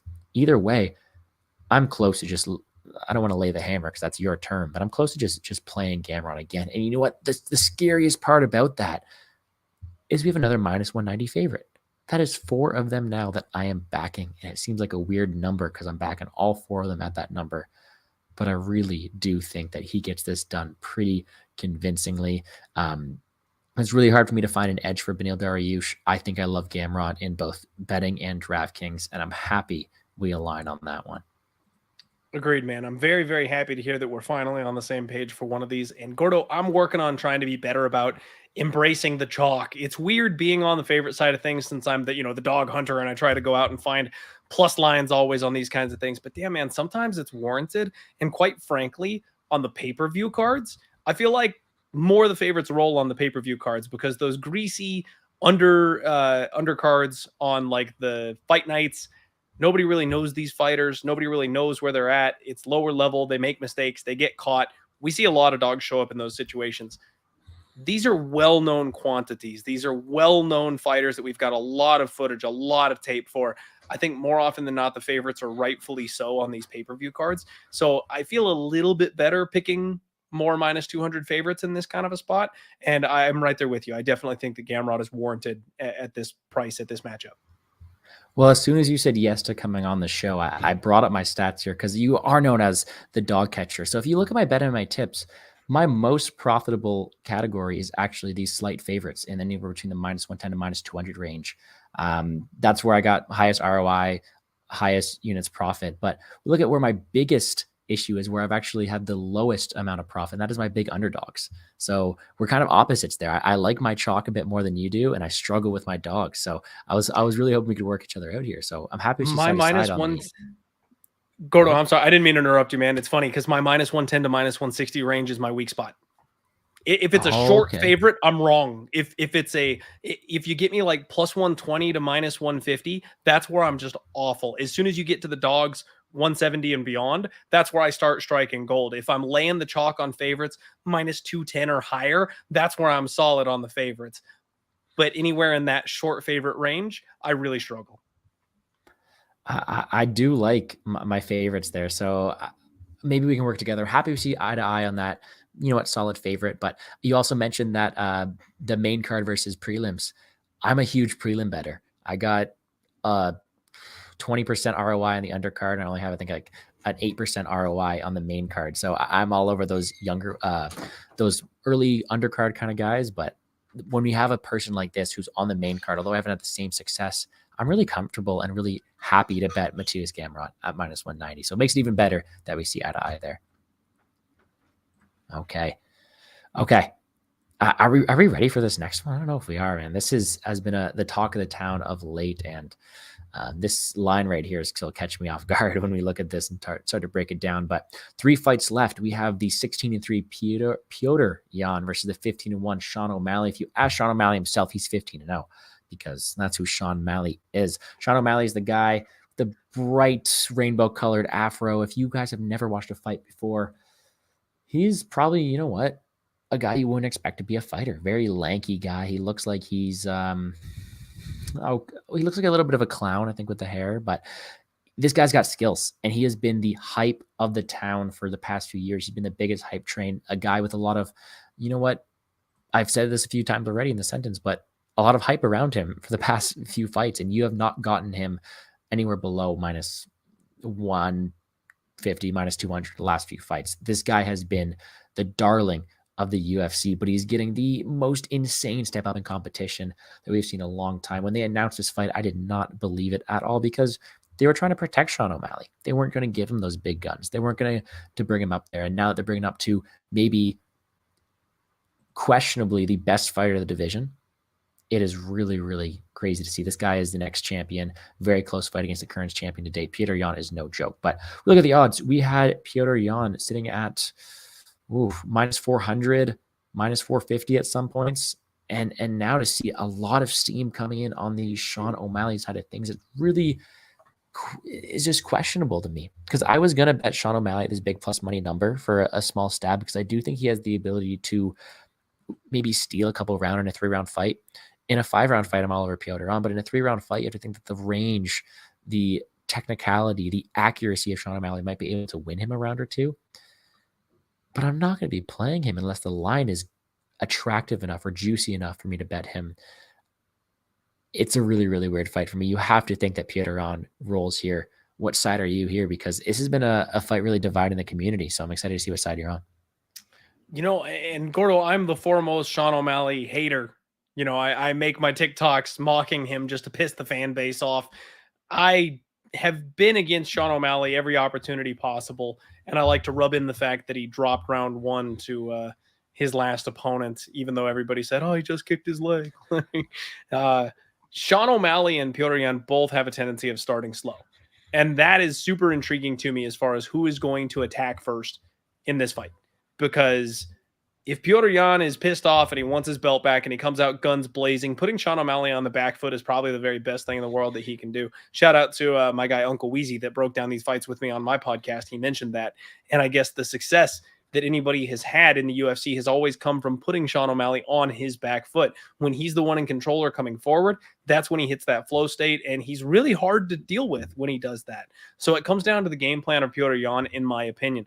Now, like you mentioned, the UFC has basically been protecting Sean O'Malley, but Dana White has come out and been very vocal about the fact that this kid is like 1 or 2 wins away from Conor McGregor level stardom. He is a cash cow for the UFC.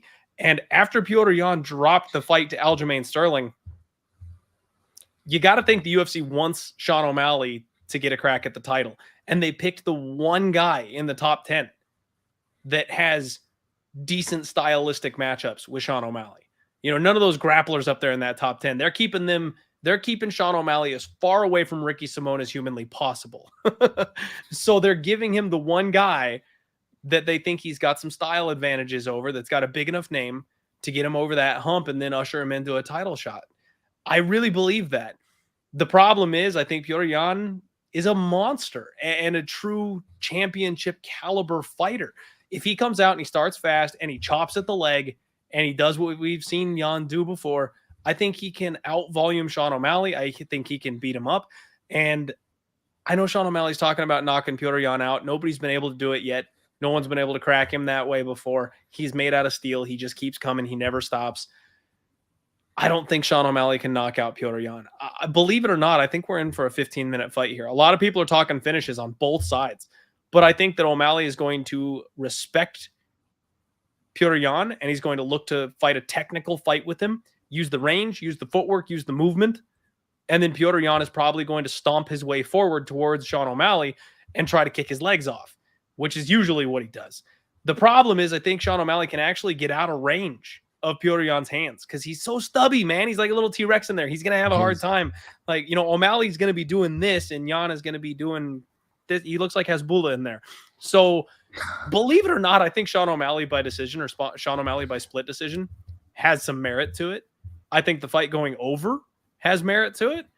I think we're seeing a 15-minute fight here in this spot. It comes down to the improvements we've seen Sean O'Malley make. And quite frankly, he showed off some serious ability to check legs in his last fight. That's been the big weak point with Sean O'Malley, is those skinny chicken legs and how he got that weird nerve damage and got TKO'd with the leg kicks. I know Petrosian is a better leg kicker than Pedro Munoz is, and he probably hits harder than Pedro Munoz does. But if Sean O'Malley is able to read that game plan and check those kicks the way he did to dissuade Pedro Munoz from continuing to throw them, man, that could be in play here too. So I think this fight goes 15. I don't know that I necessarily want to lay minus 175 on it. That doesn't sound too good, but I do think it goes the distance. And frankly, with the numbers where they're at, Sean O'Malley by decision at plus 500, man, that doesn't sound half bad. And fight going to, let's see here, Sean O'Malley winning by split is 16-1. Yeah, that's what I was just going to say. I don't mind a little degenerate sprinkle on Sean O'Malley, 16-1. And I know I'm playing a little bit of the narrative game.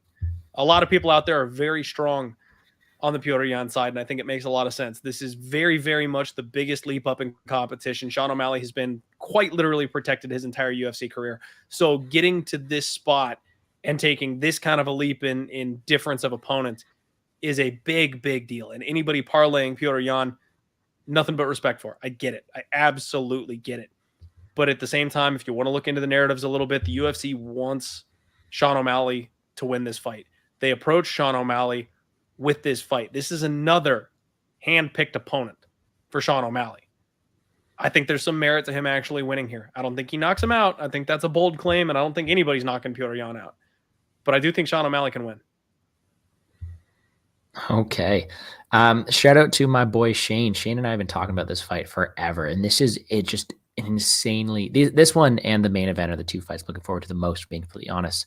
Not only because I think that this fight's gonna be fun to watch, but also because there are so many things that come out of this, right? Like, what does Petr Yan really gain from this other than probably a decent payday if he's facing Sean O'Malley? But he doesn't really gain much. There's a lot of better people he could win for an immediate title shot. I think he could even really vouch for that trilogy right away almost. Like, what is he gaining here? Does he think he has an advantage? Probably. And does he? Probably. But you have to think at the same time, why do we go from Munoz to Yan? Why does O'Malley have this guy here? You have to think that Dana White and Sean O'Malley's camp see something they can win against. And you can't really see anything else other than that range. And I think that range, that technicality, because there's no doubting that Sean O'Malley is an incredible boxer, incredible striker. But do they think it's good enough to upset Petr Yan? I don't know. I know that people are saying that he won't be able to deny this loss. He's been denying all his losses. Although I think that Yan wins this fight a large majority of the time, would I be surprised to see Sean O'Malley steal a couple rounds? This is a 3-round fight. And how often does, again, going back to the comment section, how often does Yan download in round one? He is a relatively slow starter. And although O'Malley is too, he downloads in round one every time. You have to think that if he does allow himself to download in that round one, well, O'Malley's smart enough to download as well. If O'Malley snags that first round, it could be very greasy. And that's where that split decision comes into play as well. All of this for me to say is, as much as I'm going to pick Petr Yan to win this fight, you cannot convince me to bet him or parlay him at -275. Because although I do think he wins this fight, why is it happening? What rounds do you think he comes out firing out the gate and wins all 3 rounds? If this is a rangy kickboxing bout, Sean O'Malley is going to have decent success. And although it's hard to believe, you have to think that there's some merit to him stealing this fight. At the end of the day, though, if we are being realistic, I think that Sean O'Malley steals this fight more often than he dominantly wins this fight. I mean, that's really the truth of it. So for me, this is going to be a pass fight completely, unless Petr Yan gets parlayed to the max Friday night. We get a much better line on Sean O'Malley. It's going to be a pass for me. Pass for me on Yan on DraftKings. I do think he could download in that first round and then score a very measly 70, 80 point decision. So pass for me there. I don't know. I didn't really get the read I wanted to on the spot, but the pick is going to be Yan by decision, but I would not be surprised if O'Malley snagged it. And you know what? Maybe I'll take a page out of your book and bet that 16-1 split odd, because it's looking pretty good. But what a fight. So a big number for a very easy narrative to follow, man. I'm honestly, man, the more I look at this, the more I'm tempting myself on a Sean O'Malley bet. You know, I love my dogs, but I can't get around the fact that the UFC needs another Conor level star. Sean O'Malley has already been that without ever sniffing the top 10. And they found the one guy that can jump him instantaneously into the contender circle and potentially get a title shot. And quite frankly, we're going to talk about the fights coming up next year where those guys are battling. But I think that who wins that fight may be a better matchup for Sean O'Malley than who I think is going to lose that fight. So it's going to be interesting, man. I think they're trying to get Sean O'Malley a title. Now, last question for you on this fight. I have been completely wrong about this line movement. I thought more people would like Yan as they parlay him up. Do you think the line gets better on O'Malley? If you were going to bet him, would you wait, or would you take it earlier rather than later? Frankly, no. I am struggling with this one here, Gordo. Market movement is not something that I'm very good at. It's something I've struggled with. It's something I'm working on. I'm trying to get better at. But like last week, for example, Davis was... I thought he was dead in the water. You know, we were all on Mana Martinez last week. And I held off of betting him because no matter how much love came in on Mana Martinez, that line didn't budge. And then right before fight time, it dipped down on Mike Davis. So the respected action, the big money, the market itself moved against all of us. And that terrified me. I stayed off of it. This is a similar situation where everybody who knows anything is beating their chest and screaming that this is a mismatch. And Petr Yan is the man. And there's no way pink hair Sean O'Malley is going to win this fight and beat a championship fighter like Petr Yan if he comes in serious. And that's the story, right? The bookies opened this up much, much wider. And it's been all steam on Sean O'Malley. just hand over fist money on Sean O'Malley. And actually, you know what? Now that I look at the market move, here we go, folks. This is where shit gets interesting. I think I'm going to talk myself into a Sean O'Malley bet. He opened up plus 210. Immediate steam on Sean O'Malley. Lots of, I'm sorry, not Sean O'Malley. Immediate steam on Petrosian. Very, very early move that pushed Sean O'Malley up to being like a plus 375 underdog. And since then, it's been all money coming back the other way. So usually what we see when that happens is the early limits. It doesn't take a whole lot to move those numbers. It does not take a whole lot to get these bookies to respect action on one side or the other. So what they did is they smashed Petrosian to make this line wider. And then when the limits opened up, the money has steadily been coming in on Sean O'Malley. Now it opened up at plus 210. He's sitting about plus 225 right now. So it's, it's still not quite back to where it opened. But the fact of the matter is this line has been getting bet down on the Sean O'Malley side since the line has been available to us. And everybody's saying Jan. Everybody's saying Jan. The market is moving to Sean O'Malley. That's some big reverse line movement. That's something I massively respect. And like I said, I'm not the best market analyzer in the world. Go talk to Liam Picks Fights for a little bit more of that. But that's the kind of move that I look at and go, you know what? Maybe I should think twice against parlaying Petrosian. Okay. I'm with you there. I'm waiting on it, but you know what? I'm just going to enjoy that fight. What a fight that's going to be. I don't think I'm going to get to a bet on it. Maybe some Hail Mary action. I know Mushroom's waiting for me to say Hail Mary for sure. But anyways, we'll move on to 2 fights left. And I got it pulled up here for you. If you guys know Clint, you know that he's ready to take this away. He has got his foot in the ground. He's ready to draw a line in the sand and take over. I'm going to be completely honest with you, Clint. I'm not betting this fight. And it's one where I originally went in there looking to be against you. And I was actually going to probably be betting on Sterling. And then I do my tape, and I think that it's such an interesting matchup, but there are so many other things at play. What version of each fighter do we get? What kind of game plan are they going in with? That I'm really staying back. And maybe you can talk me into a bet, because we all know I love plus money, and that's kind of where you're going with this, if I guess correctly. But I can't get as much confidence as you can. So I'm really excited to hear your thoughts on this one. We got the 21-3 Aljamain Sterling, 17-4 TJ Dillashaw. Man, this is an exciting scrap for the 135-pound belt. Take it away, Mr. DieHardMMA Pod. Gordo, I've been waiting for this spot. I've been waiting. So as you may well remember, I landed a fat spot on the disrespect the market gave to the current seeded king, Aljamain Sterling, when he fought Petrosian in the rematch. He legitimized his title that night. He came through as a plus 350, plus 375, plus 400 underdog on the money line. And on top of that, I had a massive split decision prop, which I still to this day wish was on my official record. I gave it out and didn't quote it on my official card, so the money is in my pocket. However, it does not reflect on my record. Really pisses me off that I did that. But the fact is, Aljamain Sterling has been the most disrespected and potentially most hated fighter in this weight class for a long time. I don't know what it is. He's talented, he's skilled, and he has done everything right his whole time. But everybody wants to be against him. Everybody wants to downplay him, and especially against Petrosian. Everybody thought the champion was just going to smoke him because of the illegal knee that he took in that fight and how he reacted to it. There was a lot of emotion behind the money on that fight.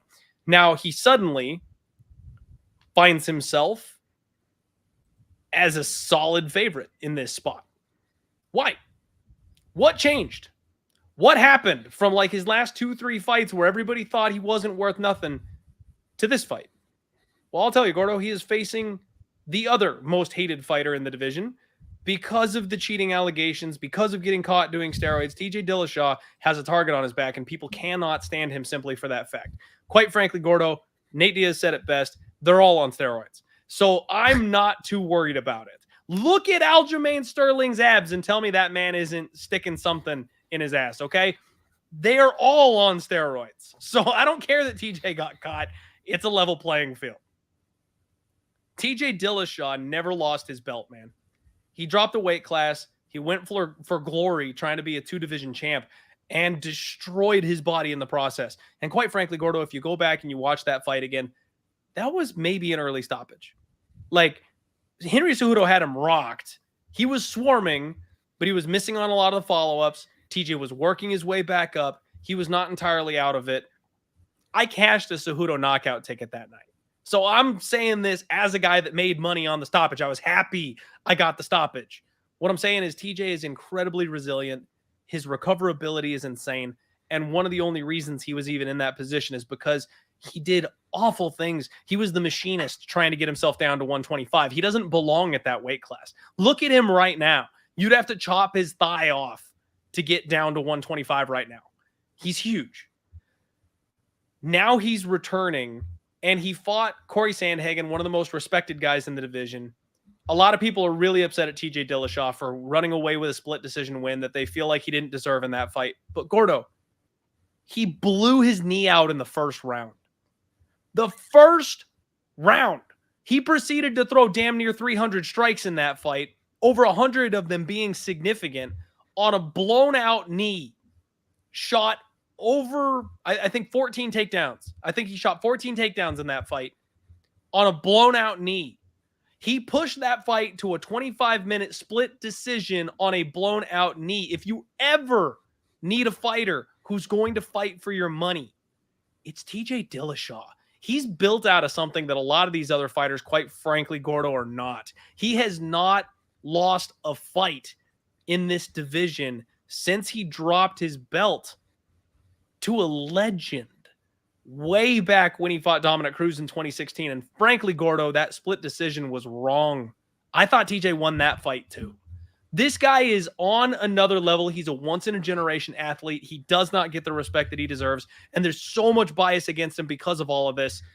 We're getting a good number here on him. I am all about TJ Dillashaw. I got a 5-unit bomb on him. I wish the number was bigger. I got plus 145. That line has been fluctuating all week. It's making me a little bit nervous, quite frankly. But every single time it goes up, it gets bought right back down. Right now, he's at plus 55, so unfortunately, I got the worst of the number again in this spot.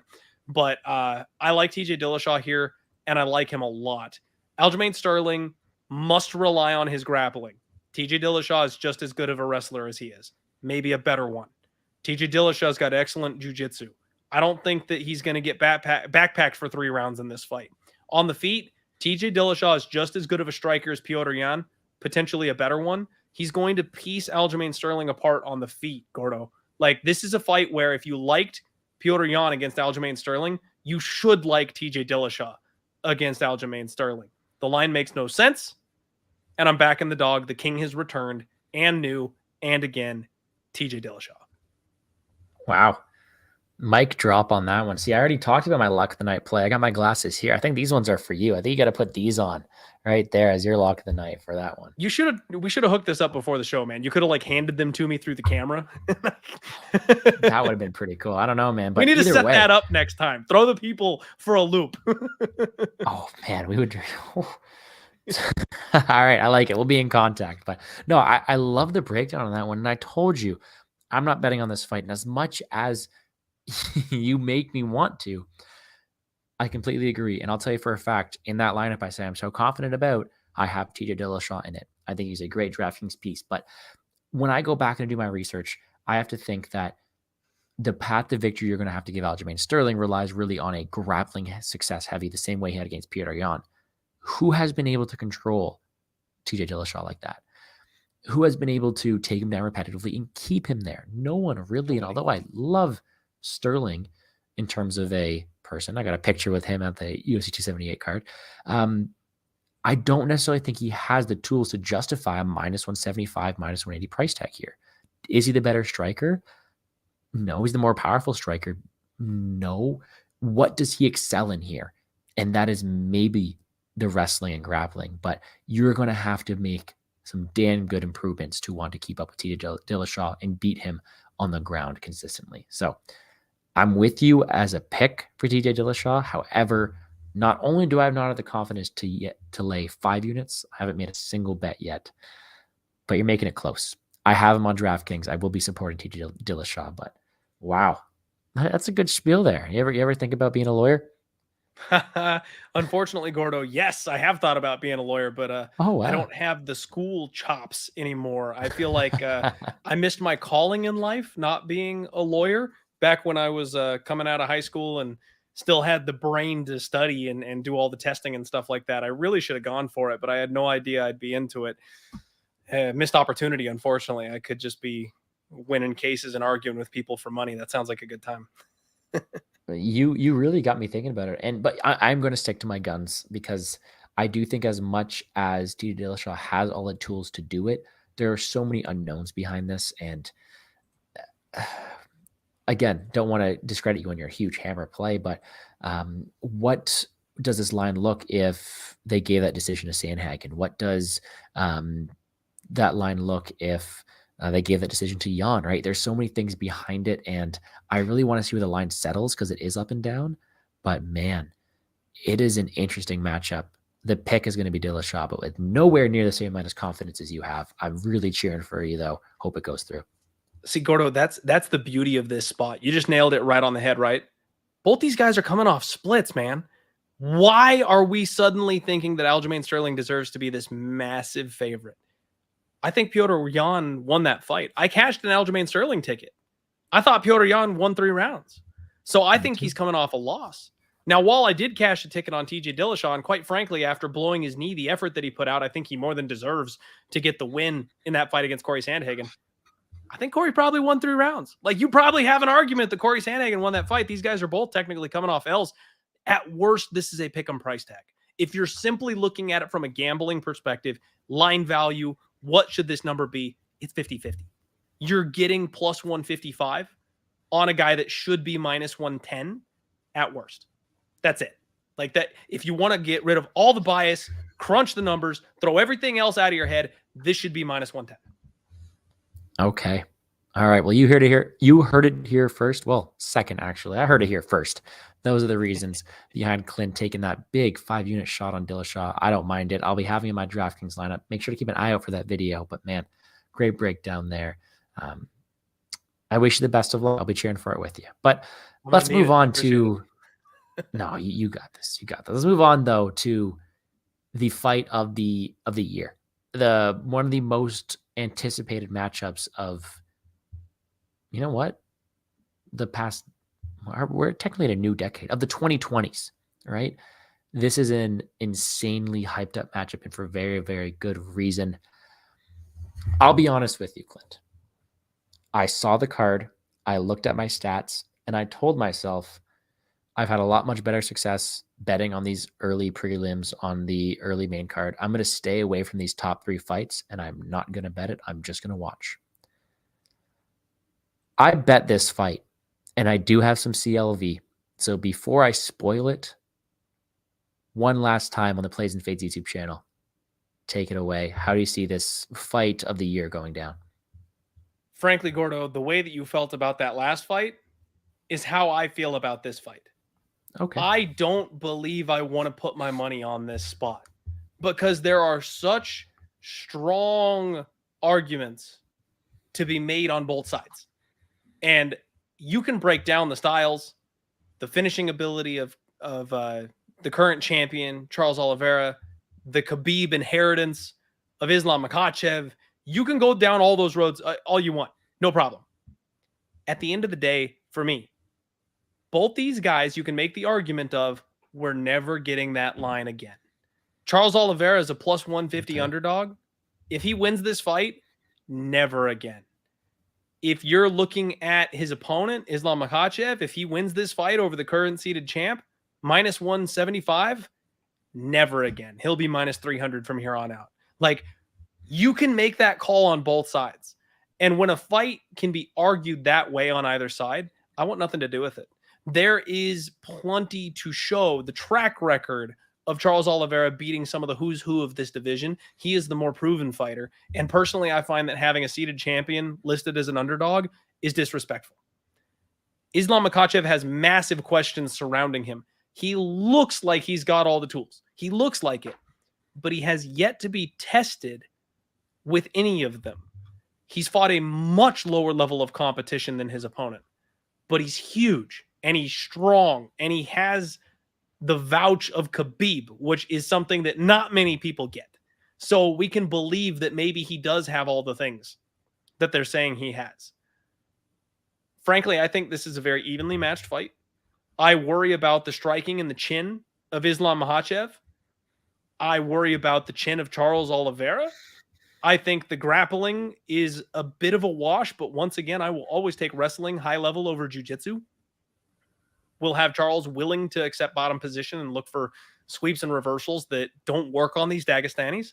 So I have to lean with Islam Makhachev. Now, I have had an awful, awful time with Charles Oliveira, man. I have been his number one hater. I've tried to fade him more times than I can count because I thought all the things were true. He's a quitter. He's chinny, bad matchups. Like, I thought all those things about Charles Oliveira many, many times, and he's taken my money. So the last thing I want to do is bet against him. But even more so than that, every time I flip on a guy where I start off trying to fade them for reasons, and then I flip sides and suddenly decide to back them, I am so bad in that exact circumstance. So if I suddenly jump from trying to bet against Charles Oliveira to betting on him, you can guarantee that Islam Makhachev is winning this fight, Gordo. You can I need to reverse psychology fade myself here in this spot. I just need to keep fading Charles Oliveira if I'm going to do anything. It's favorite or pass. But quite frankly, I think where the value lies from a betting perspective is the over. Everybody's talking about this fight. Yes. Under. Bro, he Kimura'd Dan Hooker, who's a shell of himself. Is he going to Kimura the champion, Charles Oliveira? Fuck no! There's no way Charles is getting Kimura'd.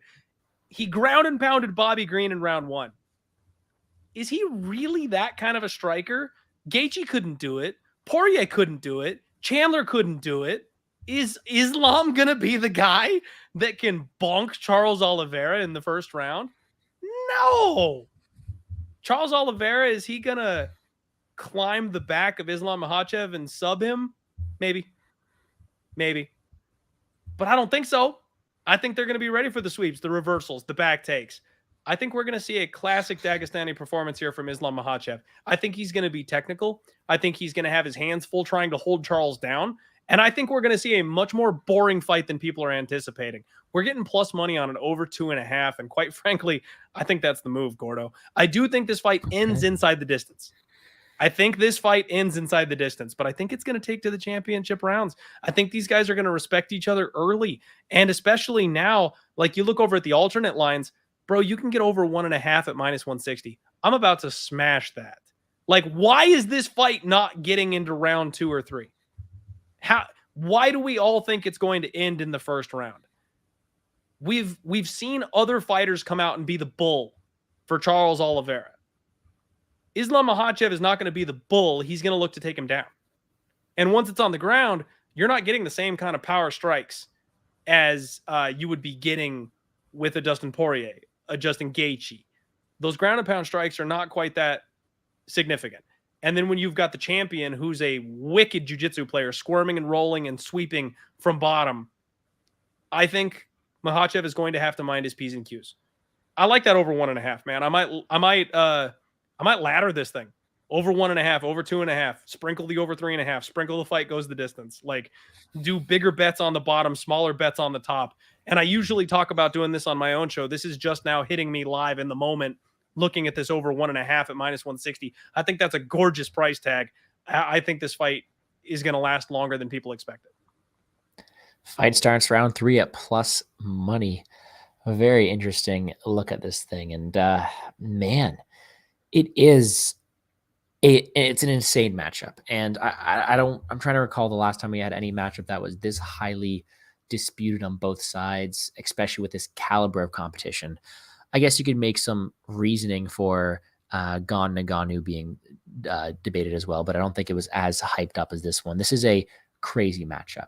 And usually when you have someone in Charles Oliveira who is so killer to be killed, DraftKings stardom because he's just so GPP-esque, you have to play the under. And I see a lot of plays on that one. I mean, if I could have got the fight doesn't go to decision at minus 170, such as it opened on FanDuel, I would hammer that. But now it's minus 430, and now your logic is getting there. But let's look at this from a broader perspective. Not only do we have, I'm going to call him the champ. Is that okay? I'm going to call him the champ. We should. I think that we should. Not only does the champ Oliveira have, you would think in like the rock, paper, scissors, who wants to take down Charles Oliveira, right? Not only does he have advantages on the ground, but he has been improving his stand-up. He has been hungrier than ever in these interviews. He wants his belt back, and he just looks mean. With that being said, I have bet Islam Makhachev. And I'll come out and say it.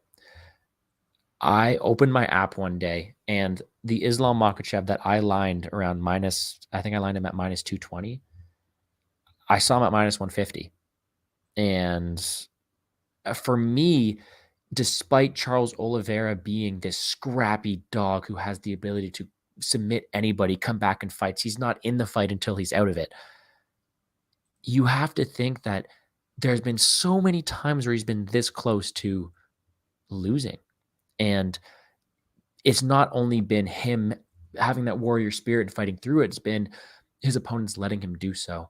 And when I think about Islam Makhachev, I think about, aside from that knockout, I know everyone's talking about it, we've seen a guy who has the fundamental abilities, the skills, the coaching, and the technique to go out there and really just slow down Oliveira and not let him fight at such a frantic pace, not let him be a scrappy dog.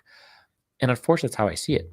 I see Islam Makhachev have the ability to go out there and take him down, grind him out, and be safe on the ground enough to win this fight. Do I think he's going to ground him out there in the first round? No. Do I think that he is going to be safe on top position? I think so. For me, where it gets crazy is something I never thought I'd say is Charles Oliveira on the feet will probably have the advantage here. I've liked what I've seen from him. I've liked his power. I've liked his technical ability. He's got great in and out movement recently. And Makhachev has been finished. For some reason, Charles Oliveira is going to be the favorite fighter standing up. But I don't think it really matters in this case. I think Islam Makhachev is going to take him down. I think he's going to make it some really fun scrambles early on because everyone's going to be oohing and awing and all this stuff. But sometimes they're going to realize that they've been training for this. They're ready. And Islam Makhachev is going to win this fight. What I will say is if I'm able to hedge out, if I can get Charles Oliveira at a spot where I'm profiting on both sides, I will. Because I am completely content with watching this fight from a fan perspective. I'm completely content with watching this fight and playing Oliveira on DraftKings because he has so much finish upside. I'm so excited for this one. I don't know if I want to bet it, but for right now, I do have 3 units on Islam Makhachev at minus 150. And that is going to be the prediction, is Islam Makhachev. I think he wins this fight. And actually, I did pick him to win a boring decision, which is something that I haven't seen much people on. I know I see a lot of people on the violence, and I get it. It's Charles Oliveira. Overs, but baby. Would it really surprise you if he just Khabib'd it and wrestled him? And not even a little. I don't know. For that reason is the main reason why I wanted to stay off of it, because I think it's really Oliveira inside the distance, Islam decision. I'm wondering what books are going to line the decision only line at. Either way, what an amazing scrap. And I don't think there's any other card like this where you can get me to be up. For me, it's 10 a.m. I think it's 7 a.m. for you to be up so early to watch these fights and so excited for them. Last week, I play some just beer league hockey on Saturday afternoons with my university. And I brought my tablet on the bench. I watched the fights on the bench. Do I go to the game this weekend? I don't know, man. What a fight card. It is an insanely good fight card, and I am so looking forward to it. Man, do you have any final thoughts on that main event? I don't. It's so good. And I already said, man, frankly, I don't think that I need to have a bet on this fight. Now that we've talked about the overs, I think that might be a soft spot that I can abuse. And that will be the sweatiest bet of all time, sweating out those rounds. Yep. Puckered assholes. That's exactly what it's going to be, man. I'm going to be sweating every single second of that fight as it goes on. But this just has all the makings of a fight where there's too much to lose for both guys, and both guys are going to respect each other too much, and they're both going to be a little too careful, and the stakes are so high, neither guy can afford to make a misstep. And because of that, we're going to get a little bit more tentative. We're going to get a little bit more controlled. We're going to get a bit more measured. And the next thing you know, it's the third round, and these guys are going, okay. I think I'm up 2-1. I can coast this out. That's how these fights sometimes go, man. Finish. And then all of a sudden they pull that decision card out their ass. So yeah, I think that's maybe the way to go. But Gordo, I love this fight. I love this fight card. I love this entire thing. I'm so excited. And quite frankly, I'm happy that it's on in the morning, because I'm going to need like an after sex cigarette and just watch some hockey on Saturday after this is all over. Because I swear, if my day was over at 5 p.m. after this kind of a fight card, I wouldn't know what to do with myself. Thank God there's going to be other sports on Saturday, because this fight card being in the morning is really going to mess up my schedule, and it's going to be hard to come off the high that is UFC 280 on Saturday. Well, I'll tell you this for a fact: the Arizona Coyotes play the Ottawa Senators, which is my hometown team here, that day. So you already took a win against my Leafs, which is from my hometown, and then my university town, Ottawa. You're playing them right here. So I don't know, man. You can get some hockey in that day, but only after we watch the fights. All right. That's a great idea too. Okay. Well, I'll root for my Coyotes. You can root for the Senators. I'm not expecting to win that one, but these guys are they'll go up and down. My Coyotes will get 1 or 2. The Senators will get 5. We'll hit the over. That's like the equivalent of a violence bet, right? That's right. Either way. By the way, I don't want to cheer for a decision win for Makachev. I want violence in such a good main event, but I'm speaking with my research, speaking with my brain, not my heart. But anyways, an hour and 55 minutes in, 12:30 where I am right now. We are made it through this incredible 13 fight card. And I cannot thank you enough for coming and joining me on the show, Clint. I have appreciated your insight. I know we've been head to head in a few of them, but that's what makes it fun. And I do think that with our reads, we both have a profitable night, and that is what I'm cheering for. Now, before I let you go, there are a couple things. I'll give you some time to pull it up here if that's okay with you. I just go over just my quick picks, who I think is going to win each fight, and then I give a little Hail Mary parlay just because we always appreciate Mushroom coming out and hanging out, and I just do it real quick. No pressure if you don't got any, but I'm just going to throw it together real quick. But for me, my quick picks at who I think is going to win these fights, we're going to take Rosa, Muhammad Makhachev, Armen Petrosian. We're going to take the underdog in Godzi. We're going to take Zubair Tuhugov, Nikita Krylov, Kyle Borralho, Sean Brady, Manon Fiorot, Mateusz Gamrot. Gun to my head, I'm picking Petrosian. We'll take TJ Dillashaw, and we'll take Islam Makhachev. Do you by chance have your quick picks ready? We're very similar. We're going to go Karol Rosa. We're going to go Makhmud Muradov, Armen Petrosian, Godzi for the underdog, which, by the way, with you and I agreeing on that one, I may pull the trigger on an underdog bet. Zubi Tuhugov, I will say Volkan, but zero confidence in that pick whatsoever. Makhmud Muradov, we're going head-to-head there.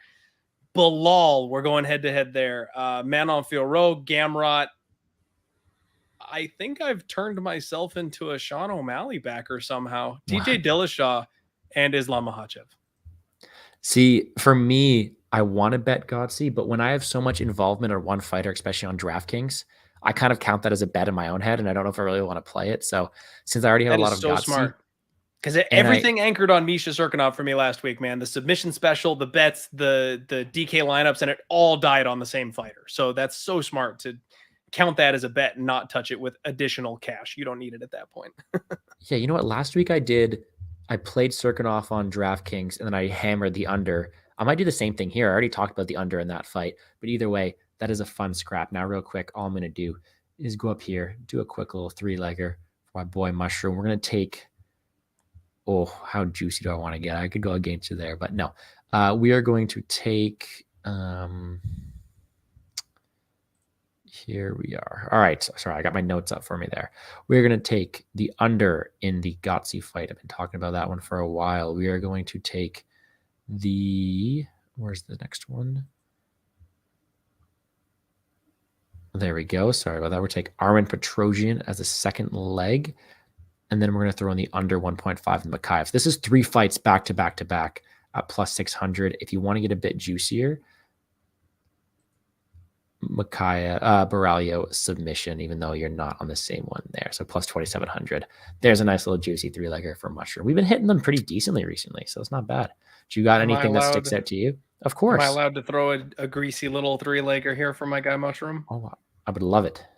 Mushroom, this is going to end up going on the official record here as one of my Hail Mary 3-legger parlays that are so infamous.